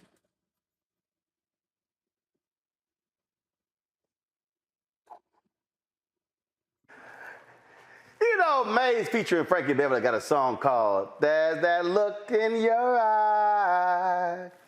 It's a lot of bigotry in that eye. And see, here's what got me. This is the one that I really love to hear, Candace. Her ass was real bold. She was talking with a chest. Before the conductor came, then he came, well, I was looking outside the window. I was just enjoying the plants and the trees. This is why I love cameras. We get to show these racist bigots, these Karens, these Beckys, these Margarets, exactly who the hell they are, and the Republican congressman from Arizona saying colored people.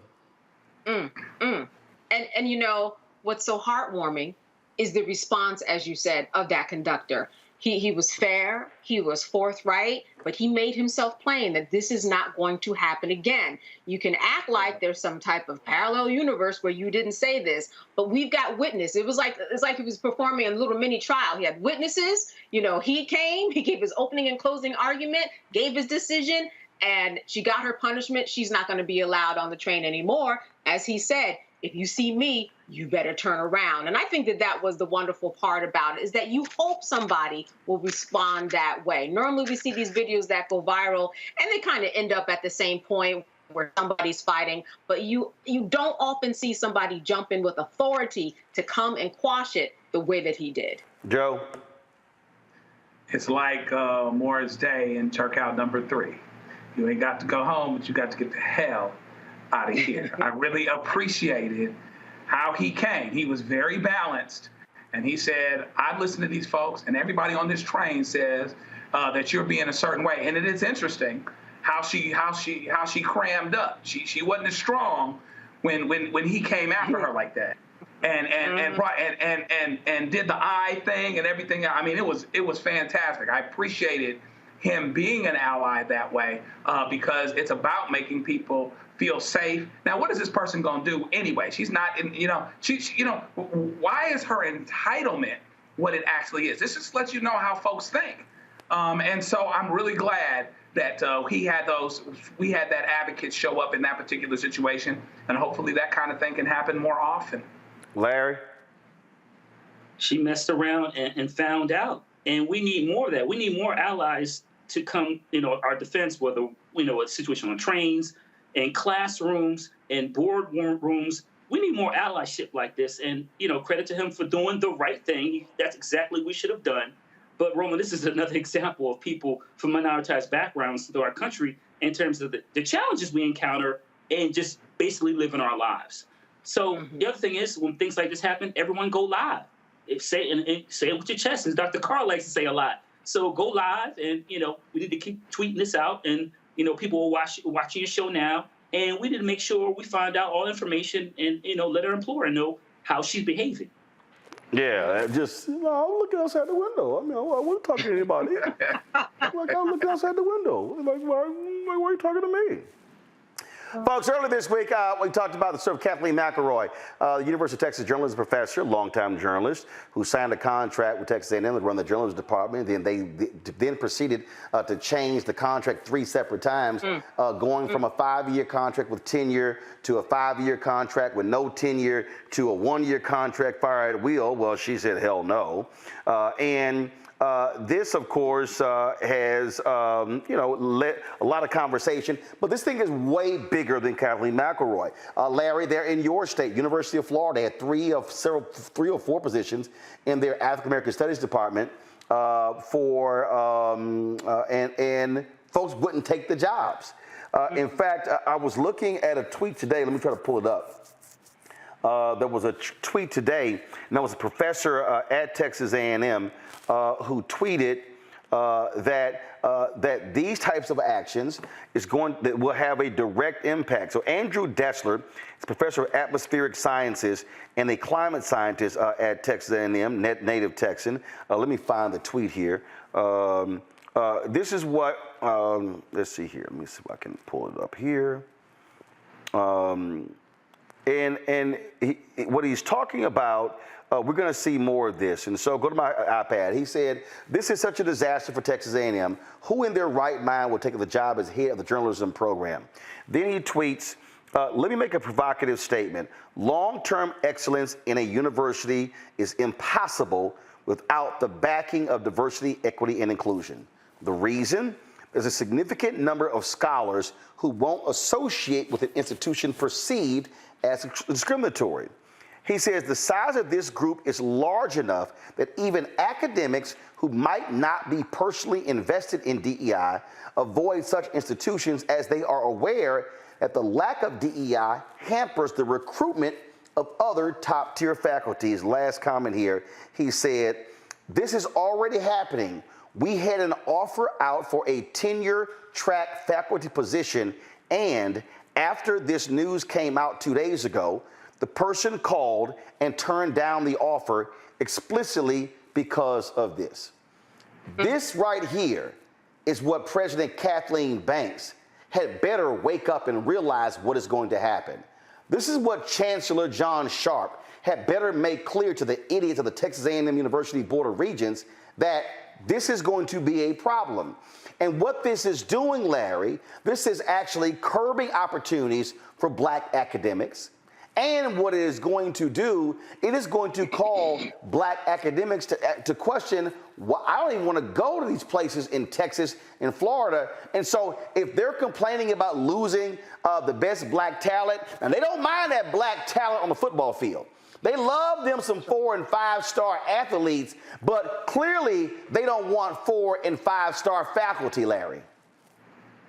Roland, you highlighted, and I texted you about when this story came out. You told me that you were going to bring the noise the other day, earlier this week, and you did. So I think what's important is Black folks only make up 6% of faculty members at post-secondary institutions. We make up 14% of the U.S. population. And we're a small community, and we talk a lot because you got to let people know, I'm applying a job here, I got an offer here, should I go here, should I not go here? And you're right, it's already having an impact on certain states that people are deciding to or not to go to. And Roland, I think what's really important about this conversation is we're not talking about the long-term economic impact. There are some brilliant Black minds in higher education, colleagues that I know and other people that I read their work. When they decide they're not going to a particular state, that's a loss. That means that person won't apply for work there and apply for grants, multi-million-dollar grants. And also, you won't be able to attract students to attend an institution. So these states and institutions that take these particular stances will have a long-term negative impact on their bottom line, and they just don't see it. And what this is also speaking to, Candace, and this is why I'm trying to get people to understand how you have to broaden this. So imagine if you are an African-American, but you're downstream. You're not a Kathleen McElroy. You don't have tenure at some other particular place. You're trying to get there. You're like, I don't want to go to a place like that. I don't want to go to essentially a hostile environment. The fact that the Texas A&M Board of Regents would listen to some crank-ass right-wing website who tried to say that, she was this radical leftist who's all about DEI, and for President Kathleen Banks to fall for that BS and accept it and not stand up to the Regents and tell them they are wrong, I'm telling you right now, if I was a Black academic, I would say, the hell with Texas A&M, don't even come talk to me, which is why I'm saying that Black athletes should say the exact same thing. Don't give a Texas A&M your talent right now as an athlete when they don't want your talent when you no longer can run up and down the field on DEI Saturday afternoons. And especially when leadership can be easily persuaded when they were already in contractual obligations and negotiations with this esteemed journalist. She signed the contract. That's right. That's right. She signed the contract. And lest we forget that she was brought in with fanfare. There were balloons and crepe paper and a table and all of that. Then there were questions about what was going on with what she had written in the past, stuff that was on her CV, stuff that they probably asked her about in the interview process. There is no way that an academic would want to go to this school, I would imagine within years if they are African American, because there's nothing solid saying you are going to support me, whether we have a contract signed or not. Everything is in flux. This is a woman who was going to this school without tenure. That is unbelievable. When you're someone on her level, you go to a school and they offer you that tenure on a silver platter. It is hard to get. And if you go to a school without tenure, you're going to be facing the same people that persuaded everybody to refuse her to come in. You're going to be facing them on your tenure and application and the board and the process. So all along, you already have signs right now. If you are Black, this isn't the school for you. Not this year, probably not next year, and probably not the next year after. When you look at the Supreme Court decision dealing with affirmative action, when you look at these attacks on DEI in Florida and Texas and all of these southern states, what we're talking about, and I need people to understand what I'm about to say, we are talking about white conservatives today literally trying to limit the economic viability of African Americans for the future. That's what these actions are doing. These are not just, there's no big deal, this is just a small percentage of folks at Harvard and the Ivy League schools. No, you are seeing white conservative Republicans who control South Carolina, North Carolina, Tennessee, Georgia, Arkansas, Florida, Mississippi, Alabama, Texas, Louisiana. You are seeing them institute these type of things across their particular states. And you're going to see it happen, Republicans in Pennsylvania, Democrats now control Michigan, but Republicans used to control the legislature there. You're going to see this in Iowa. You're going to see it in places where they control both chambers in the governor's mansion. For all the problems universities and colleges have, et cetera, sometimes they can do a little bit better at these things because you're dealing with educated people. Educated people, shame on Texas A&M, because educated people ought to know better. You had, aside from the contractual situations, I've signed a contract, et cetera, et cetera, et cetera, the whole idea that they would allow themselves to be taken from this because of some side chatter, it makes Texas A&M look bad. Then, as the point was made before, it makes people less likely to give grants. It makes people that would come to get those grants less likely to want to study there and less likely to go to an environment that they consider to be hostile. And then what ends up happening is that university or that system ends up being downgraded because they aren't going to be able to get the talent, because they aren't going to be able to get the grants, because a lot of folks that give grants, organizations, are looking for people with more progressive thoughts, and then certainly people that aren't getting rid of diversity, equity, and inclusion. So educated people ought to know better, and we will see what happens here. But at the end of the day, there's going to be a consequence to pay for these folks that decide, because it's DUI, we can have it on Saturday afternoon, but no other time. Let's see if one affects the other and see where they are then. So I make this last point here. I need everybody to understand, because when we talk about the power of voting, I need you to understand that this is a result of that. And that is this here. The last 3 cycles, you saw black voter turnout drop. What that is happening, if we as black people, let me be perfectly clear, because you can listen to these yahoos out here who rant and rave on YouTube, okay, who don't trust this, don't trust that. Those people are stupid. Understand this. If we as black people do not maximize our voting power, we are furthering empower hardcore right. Did not warn y'all about right-wing folk taking over school boards? Did not warn y'all about that? What happened? Moms for Liberty ran folks all across the South. What's the first thing they did when they got to South Carolina? They start firing black superintendents. That's black professionals. They start firing black educators working for the districts. That's black professionals. That's somebody's mama, somebody's daddy, somebody's grandmother, somebody's aunt and uncle. I keep telling y'all. So people say, man, voting don't matter. Damn sure did there. Now they're firing our people. They're controlling the curriculum of black kids. And so we had better understand that we are in a political war. It is an economic war. It is an education war. It is a cultural war. And it's a voting war.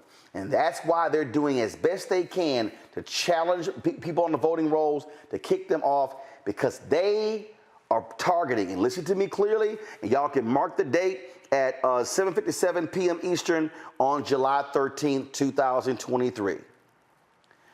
They have their eyes set, locked, and loaded for November 2024. They are saying, we got the Supreme Court. If we get the White House and we keep the House and we take the Senate and we already control 30 state legislatures and governor's mansions, we can do whatever the hell we want. And for y'all listen to them yahoos who say, man, that voting stuff not gonna do anything, those are the same people complaining about what they want, and you're guaranteed to never get it if Republicans are in charge. Think I'm lying? Try it and see what happens after Election Day in 2024. Gonna go to a break. We come back. We're gonna talk about menthol cigarettes. Black people have been targeted for decades of menthol cigarettes. Now there's an effort to try to ban them from the FDA. You're watching Roland Martin Unfiltered on the Black Star Network. For decades, the tobacco industry has deliberately targeted Black communities and kids with marketing for menthol cigarettes. It's had a devastating impact on Black health. Tobacco use claims 45,000 Black lives every year. It's the #1 cause of preventable death. In the 1950s, less than 10% of Black smokers used menthol cigarettes. Today, it's 85%. Ban menthol cigarettes. Save lives. I'm Faraji Muhammad, live from LA. And this is The Culture. The Culture is a two-way conversation. You and me. We talk about the stories, politics, the good, the bad, and the downright ugly. So join our community every day at 3 p.m. Eastern and let your voice be heard. Hey, we're all in this together. So let's talk about it and see what kind of trouble we can get into. It's The Culture. Weekdays at 3, only on the Black Star Network. Hi, my name is Freddie Ricks. I'm from Houston, Texas. My name is Sharon Williams. I'm from Dallas, Texas. Right now, I'm rolling with Roland Martin, unfiltered, uncut, unplugged, and undamn believable. You hear me?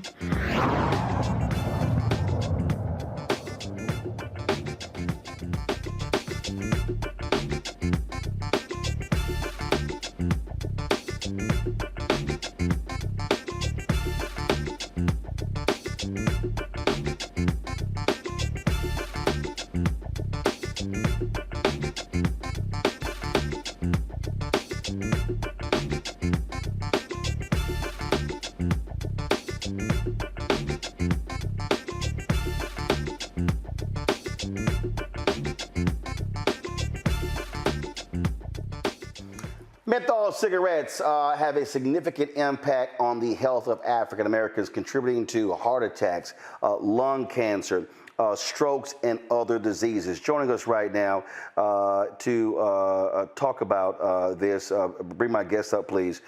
Folks, this is a really important story. Anybody knows I can't stand smoking.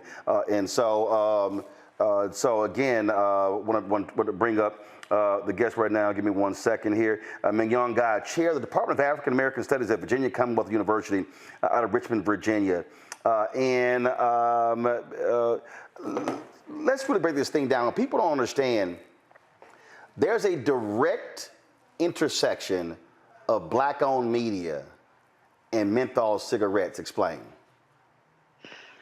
Well, Black-owned media and a multitude of other organizations as well. Unfortunately, the tobacco industry has done a great job in infiltrating Black communities in multitude of fashion.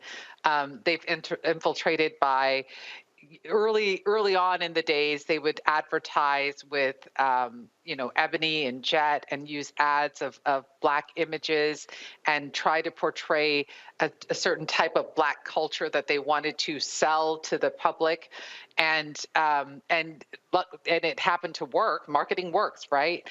And they brought this into our communities by infiltrating our media, by infiltrating our churches, our political organizations, such as Congressional Black Caucus, you name it. They've done very well at spending their multi-billions of dollars trying to get into our community. But we have to add this. And the reason that happened is because all of the other advertisers would not advertise in Black media. So as a result, if you were Ebony, if you were Jet, if you were Black newspapers, if you were Black-owned radio, all these other companies would not advertise in Black-owned media. And I dare say, and I know people may think this is crazy, without this advertising, a lot of Black-owned media would have died.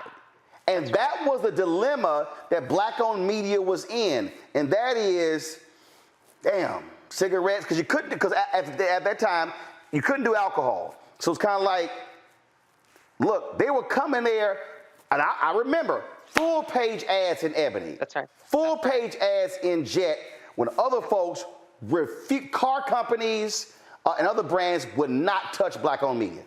That's right. That's right. They exploited, they were very good at exploiting vulnerabilities in the Black community, right? So if certain organizations didn't have funding or didn't have support, then in comes the industry and to save the day, right? But the whole time, they're actually peddling a poison to our communities. And I have such a push-pull sort of feeling about this because, they've also done this with HBCUs. They've funded HBCUs and given them money and support because they don't get enough money from Congress, or they don't give enough money from the federal government in order to survive and in order to serve our students the way that we need them to. So in comes the tobacco industry to come save the day. But it's at too great of a cost. It's at a cost of 45,000 lives every year. And not only this, who remembers this right here? That you see right here. Now, again, I need everybody to understand. When you hear the phrase "Cool Jazz Festival," you're thinking, "Oh shit, this cool." No. This is what they were advertising, the cool filters. When you Newport, same thing. You think Newport Jazz Festival, you think no. Newports. Not only that, when you go back to, again, go to the 70s, the Virginia Slims tennis tour. That wasn't named after a slim woman named Virginia. No, it sure wasn't. It was named after the product. But the last one. So and again, I was talking African Americans, but you also had, why is it escaping me right now? For the the Winston Cup in NASCAR. Yep. Wasn't no man named Winston. That was a cigarette brand. So the cigarette companies, they were massive spenders of advertising, and that didn't really end until you had those state lawsuits where they began to lose those. And part of the agreement in those lawsuits, they had to stop advertising. That's right. And it's funny you mentioned that, because not only did they infiltrate Black communities by media, right? I live in Richmond, Virginia right now. I'm a new transplant to the Confederacy, as I call it. I live in Richmond, Virginia. It's a predominantly Black area, and you walk onto our campus, and what do you see is the Altria Theater, which is owned by Philip Morris, right? So they have their way of going into these communities in multiple ways. And I've done other shows recently, and folks would call in and they would talk about how the only people that could get the only decent jobs that Black folks could get in some of the tobacco regions was with the tobacco industry. And so they would give them well-paying jobs, and they would give them security where they couldn't get jobs in other places. And what happened? They gave them free cigarettes to take home and to give to their families and to give to their friends. So they had media, and they still have media. They just do digital media now, right? Because they can't do the billboards anymore. So they had the media cornered. They came into the communities by giving churches funding, and they would support certain types of gatherings and things of that nature. Those festivals that you referred to, which was perfect, married it with music, so it seemed okay, and it seemed like it was part of the culture. And then they gave them jobs, and they still do it today. They still try to recruit Black scientists to come over to the industry to try to work for them as well. Again, it's just one of those things people really don't understand how deep this went. And then when you talk about those events, it was literally buying tables at every Black event, Black conferences. It was extremely deep in the Black community. Questions from my panel. Candace, you first. So we've been talking about this push and pull. As you said, they provided money to media companies and they provide jobs. But I've been reading about this push and pull too, in terms of Black clergy and store owners saying, hey, listen, you can't just get rid of these menthol cigarettes because people are going to find other ways around it, and you're going to be taking away business from us. So I'm wondering, what's your response to that for people saying this is going to hurt us economically? We have to do something else because prohibition is never going to work. Didn't work with alcohol, didn't work with abortion, hasn't worked with a lot of stuff. So before she answers that, I'm gonna tell you something. So, and again, people need to understand how they buy off people. And let me be perfectly clear, the ads that you see running for this campaign, we're being paid to run those ads. I got no problem saying that. But I despise cigarettes. I'm allergic to smoke. So I would say ban all that shit. I'm perfectly fine with it. But here's what I need people to understand. It was a few years ago. So you got two black chambers. You have the Black Chamber of Commerce that Harry Alford runs, okay? And they always paying them to do stuff. I'm being straight up. Then you got U.S. Black Chambers, Inc. So a few years ago when this issue came up, all of a sudden we see these news releases and Alford's group was saying, oh no, we can't support this because this is gonna hurt the black-owned convenience stores. That was what they were using. I got an email last year from a black political operative who you see on television on one of the networks trying to stop the FDA ban on menthols. And they pulled in some prominent black pastors and black lawyers. So they were trying to book them on my show. And I was like, hell no, that shit ain't happening. And then, of course, Politico later did a story on the black civil rights and folks and lawyers who were being paid off. They were trying to use that very argument, Candace, oh, it's going to hurt the black convenience stores, until you start trying to add up. How many black convenience stores do you actually have that are being impacted? They're like, oh, it's going to hurt the black-owned bodegas in New York. Yeah. Who? Yeah. So they've tried to use, the economic, oh, you're going to hurt black people when, hold up, how many people die per year? 45,000 lives per year. Yes. That's black lives or total lives? 45,000 black lives. So 45,000 black lives, and we ain't talking the untold millions we got to spend on health care as a result of this. And menthol cigarettes are a lot different than other cigarettes, correct? Yeah.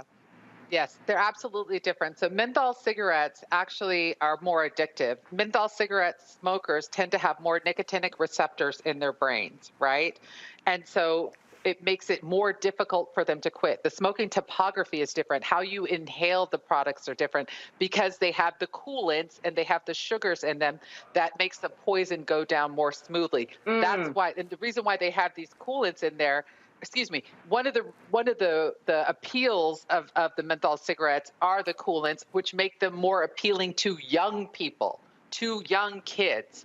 We have black kids who are age 12, between 12 and 18, that use these products. And we also have white children that start using these products earlier because it makes the poison go down more smoothly. Not only do they increase the nicotinic receptors, they make them more addictive, they make them more difficult to quit smoking. That's why we have such low rates of quitting amongst black people. And I will get back to that, the store owner thing. We don't have, when we go to these neighborhoods, let's look at who owns the stores in the neighborhoods. They're usually not black people, quite frankly. We don't own the things that we need to be owning in our own communities. We often see other groups and other populations that own these products. So the economic impact on the stores compared to the devastating economic impact on the lives that we're losing, it's a no-brainer. You know what I'm saying? We're talking about potentially 37% of the 37% of the cigarette market is menthol cigarettes. 85% of the people who smoke menthols are black people. Those are the and 94% of black youth who smoke menthol. Boom. Exactly. It's those arguments that we hear, the arguments about store ownership, about the economic impact, which doesn't match the cost associated with healthcare that we have, right?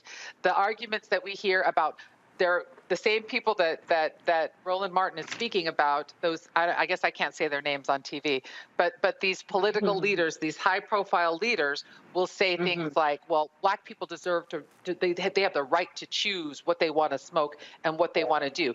They're not accounting for those 90% of the youth that Roland referred to. They're not accounting for the exposure to youth that buy secondhand smoke, because Black populations unfortunately have the lowest rates of in-home smoking bans. So when we have children that are exposed to these products, they also have nicotinic receptors that are producing in their brains, and so they're more likely to smoke. And let's not miss the fact that what do we have in terms of mortality for children, Black children in particular? It's asthma, right? We have asthma issues. Those kids are exposed to this smoke, and therefore they have higher rates of hospitalization and death associated with their exacerbated asthma that is complicated by this menthol cigarette smoking. I remember when we first started this show, again, I need everybody watching to understand, when we first started Roland Martin Unfiltered, we had one advertiser, the American Federation of State, County Municipal Employees, thanks to my frat brother, Lee Saunders. Do you know who all of a sudden wanted to advertise with us? Jewel. Ooh. Not Jewel Osco Grocers, not a jewelry store. Jewel, they had the flavored vapes, correct? That's right. Mm-hmm. They have flavored. So they came to us and was trying to throw some serious money, and my response was, y'all can kiss my ass. Thank you.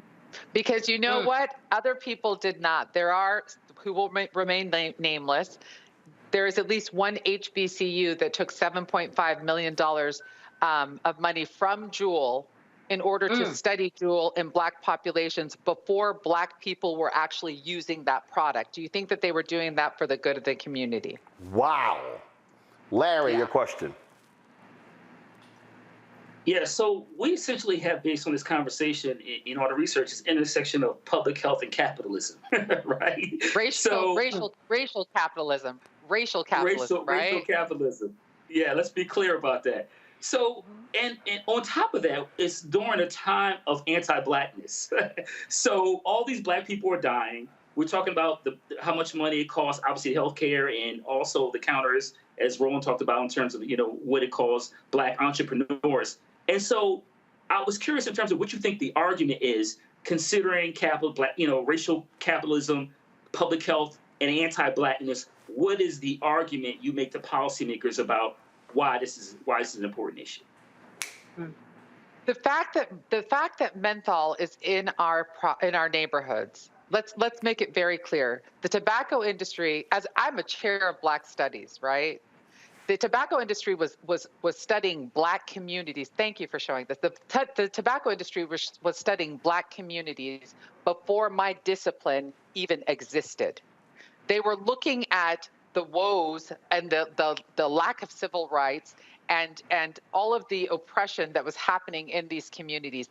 They used redlining, these racist tactics, in order, these vestiges of racist tactics that actually continue into the present with residential segregation. They used these racist maps that the federal government gave them in order to target Black communities and sell these products.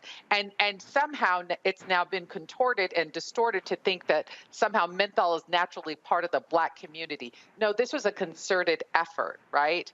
So my argument to these individuals is that this is, to take this out of our communities, this is reparations. Because what they've done is they created the roadmap for these products to go into our neighborhoods.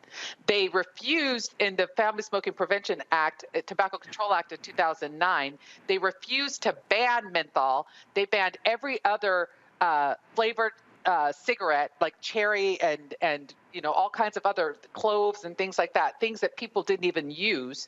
They refused to, they banned all of these because these are what white kids might use. And they kept menthol on the market, which was 85% of the Black population that was using them. So my argument is this is reparations. My argument is this is a chance to clean up this poison and this drug that you have permitted this industry to infiltrate into our communities. So before I go to Joe's question, this is a political story from last year. And again, here was the new argument they tried last year, okay? They tried last year to say, that this is going to lead to over-policing of Black communities. And so this was April 28th, 2002. So concerns about over-policing threaten to stall a ban on menthol cigarettes and undermine the major tobacco regulation a decade in the making. And so you literally had CBC members, you had, the article says here, Reverend Al Sharpton, civil rights attorney Ben Crump, and relatives of George Floyd have argued that the rules, should they take effect, would give law enforcement another reason to target black people. I mean, you literally had this, this was in their story. Then this story says members of the Congressional Black Caucus are divided, but an aide to the group said that the push from civil rights leaders over recent weeks has caused members to give greater thought to what could be potential unintended consequences. And so Donald McEachin, who has passed away, he was quoted in here as well. And so again, what you had here was different arguments being targeted. The goal was not to deal with over-policing.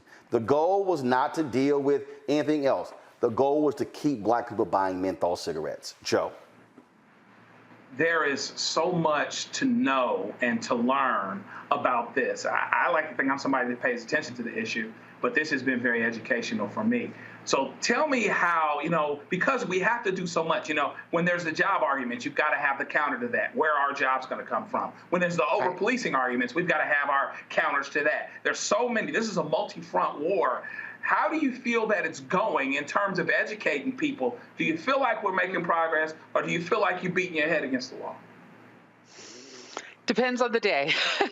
I think that having platforms such as this is really important. It's critically important. Being able to, most of the arguments that have been presented today and the ones that were in the news, such as the hyper-policing and over-policing in black and brown communities, which is another topic, and I do want to make sure that I acknowledge the fact that police brutality and hyper-policing and over-policing is an issue. If I could have a moment just to clear it up to your audience, because I really want to address this. This ban is potentially the potential ban, because I'm not even sure that they'll even do right by us and actually do what they should and ban it. The ban is at the manufacturer's level. It is at the manufacturer, the wholesaler, the distributor, and the retailer. It is not at the individual unit of analysis. It is not for a black person that if they happen to get a menthol cigarette somehow that is smoking it, that has no effect on them, right? So the argument of policing is a little bit problematic simply because of the fact that the ban is at the industry and those who are selling it, not at the people who may get their hands on it, right? That's the first thing that I wanted to say. The second thing is that I'm concerned about the thought that we can't do both. How come, we want to talk about save black lives against police brutality, but we don't want to save black lungs when it comes to cigarettes and cancer and every other disease, actually, because cigarettes actually affect every organ in the body. And we know that black people have more comorbidities than anyone else, right? So we can't save both lives in both cases. You know what I'm saying? Does it have to be an and or? Can't it be a both and? Can we actually deal with corrupt policing and racist police officers that do exist? And can we also save the lives of children and adults that use these products, that are addicted to these products, that we don't even have good evidence-based practices to help them quit, right? So it's not like people always want to say to me, well, Mignon, if people want to quit smoking menthol cigarettes, they'll just quit. No. Menthol cigarettes are much harder to quit. Right. That's another reason why we have to ban this product. It should not be on the market because we don't even have decent evidence-based practices in order to help people quit appropriately. I'm going to read this, and I'm going to get a final comment because this was a political story, y'all, last year. And Mignon addressed it earlier. A 2021 study found that although black Americans make up 12% of the population, 13%, they incurred 41% of all deaths and 50% of the years of life lost due to menthol cigarettes between 1980 and 2018. Let me say that again. We make up 12 to 13% of the population. But of the people who die to menthol cigarettes, we make up 41% of the deaths and 50% of the years of life lost. Years of life lost means income lost, family time lost. That has a direct impact on our ability to create wealth. That actually makes it even more economically difficult on our families because we're dying younger. And while we are then dying because of that, we're incurring higher medical costs, putting our folks in more economic danger as well. So that's right. Folks need to understand that. Candace asked the point earlier, in her question, and isn't it correct? Because again, for the people who say, because I think she asked, people are going to say, oh, they can always get this here. There was a dramatic decrease when those lawsuits were successful when it came to folks smoking. And the reality is the tobacco industry, the reason they went to the vapes and the flavored stuff, because people actually stopped smoking when the bans went into effect, correct? That's right. That's right. That's right. And we also see in Canada, Canada has already banned menthol cigarettes. Other countries have banned menthol cigarettes. You know, we are holding on to it because we have menthol cigarettes are 37% of the market, 85% of the black people who smoke menthol. We're throwaways in this country. Boom. Right? But we're throwaways in this country. They left us on the table in 2009, and if we give them the opportunity, they'll leave us on the table again. Right? And yes, people will quit. When you talk to smokers, I study tobacco. When you speak, and I'm a former smoker, so I can even speak from that viewpoint, that vantage point. When you Lord, thank God you a former smoker, because we couldn't get along if you were smoking. Go ahead, I'm sorry. No, but hey, come on, it's a folly of youth. So, but when you speak to smokers, the vast majority of people who smoke want to quit. They want to quit, right? So we're not talking about imposing something on them that they don't already want. The vast majority want to quit. It's very difficult. It's very hard. It's harder to quit smoking cigarettes than it is to quit heroin. This is a fact. So when we're talking about this, we really need to understand that what we do with this potential ban, because I'm not convinced it's going to happen. I'm not speaking. I do work on the FDA's Tobacco Scientific Advisory Board. So I'm telling you in advance, I'm not speaking on behalf of the FDA. I'm speaking on behalf of Mignon Guy, a black woman who lives in America. And I have very rarely seen the federal government do right by black people, which is why I call this reparations, because this is a time for them to get it right. And one more thing I want to say to you before we wrap up. One thing that we have to be really cognizant of is there's so much counter-market, there's so much misinformation and disinformation that the industry is putting out right now.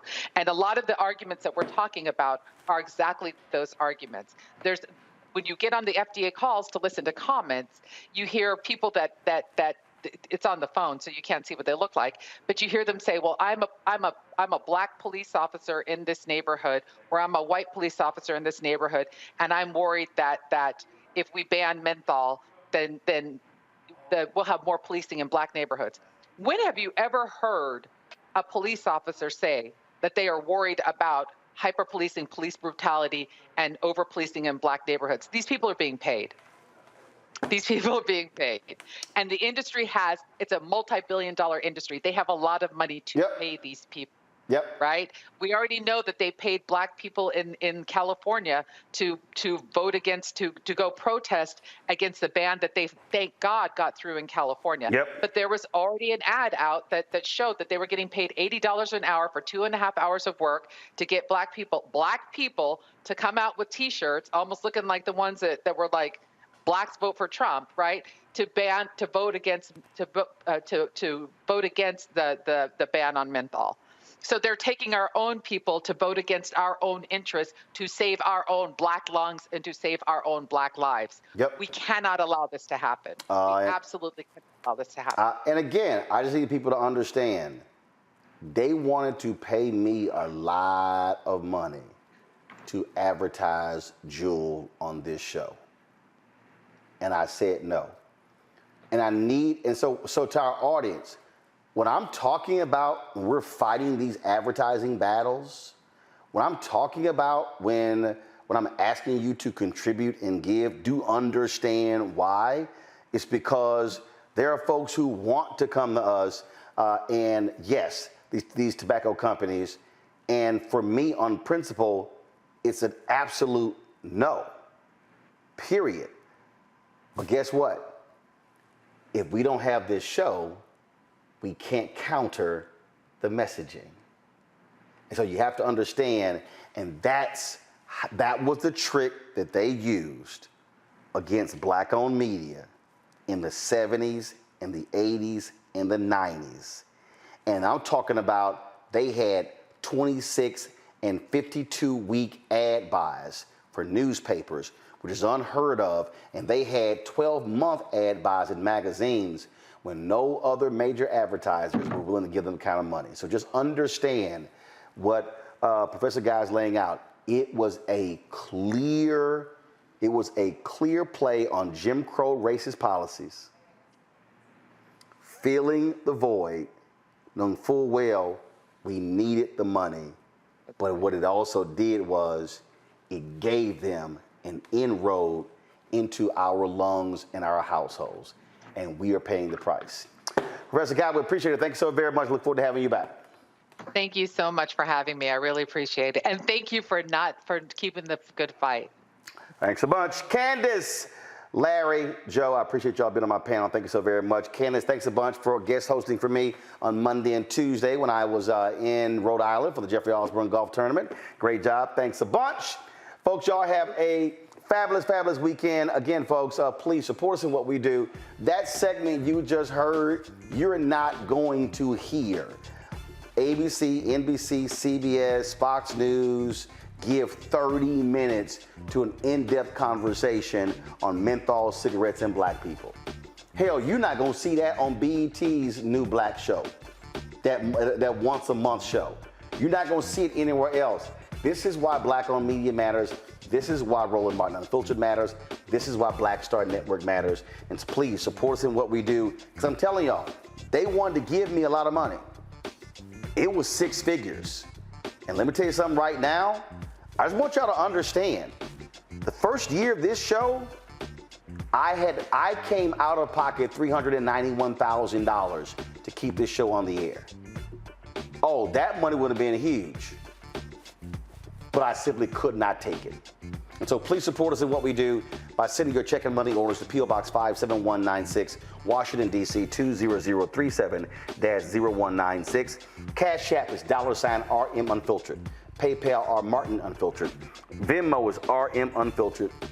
Zelle, Roland at RolandSMartin.com, Roland at RolandMartinUnfiltered.com. And of course, support us by downloading our app, Black Star Network app, Apple phone, Android phone, Apple TV, Android TV, Roku, Amazon Fire TV, Xbox One, Samsung Smart TV. And you can buy my book, White Fear, How the Browning of America is Making White Folks Lose Their Minds. Available at bookstores nationwide. Folks, I'll see y'all tomorrow, right here, from our Washington, D.C. studios, right here on Black Lives Matter Plaza, 2 blocks from the White House, nation's capital. Holla! Folks, Black Star Network is here. Oh, no punches! I'm real revolutionary right now. Support this man, Black Media. He makes sure that our stories are told.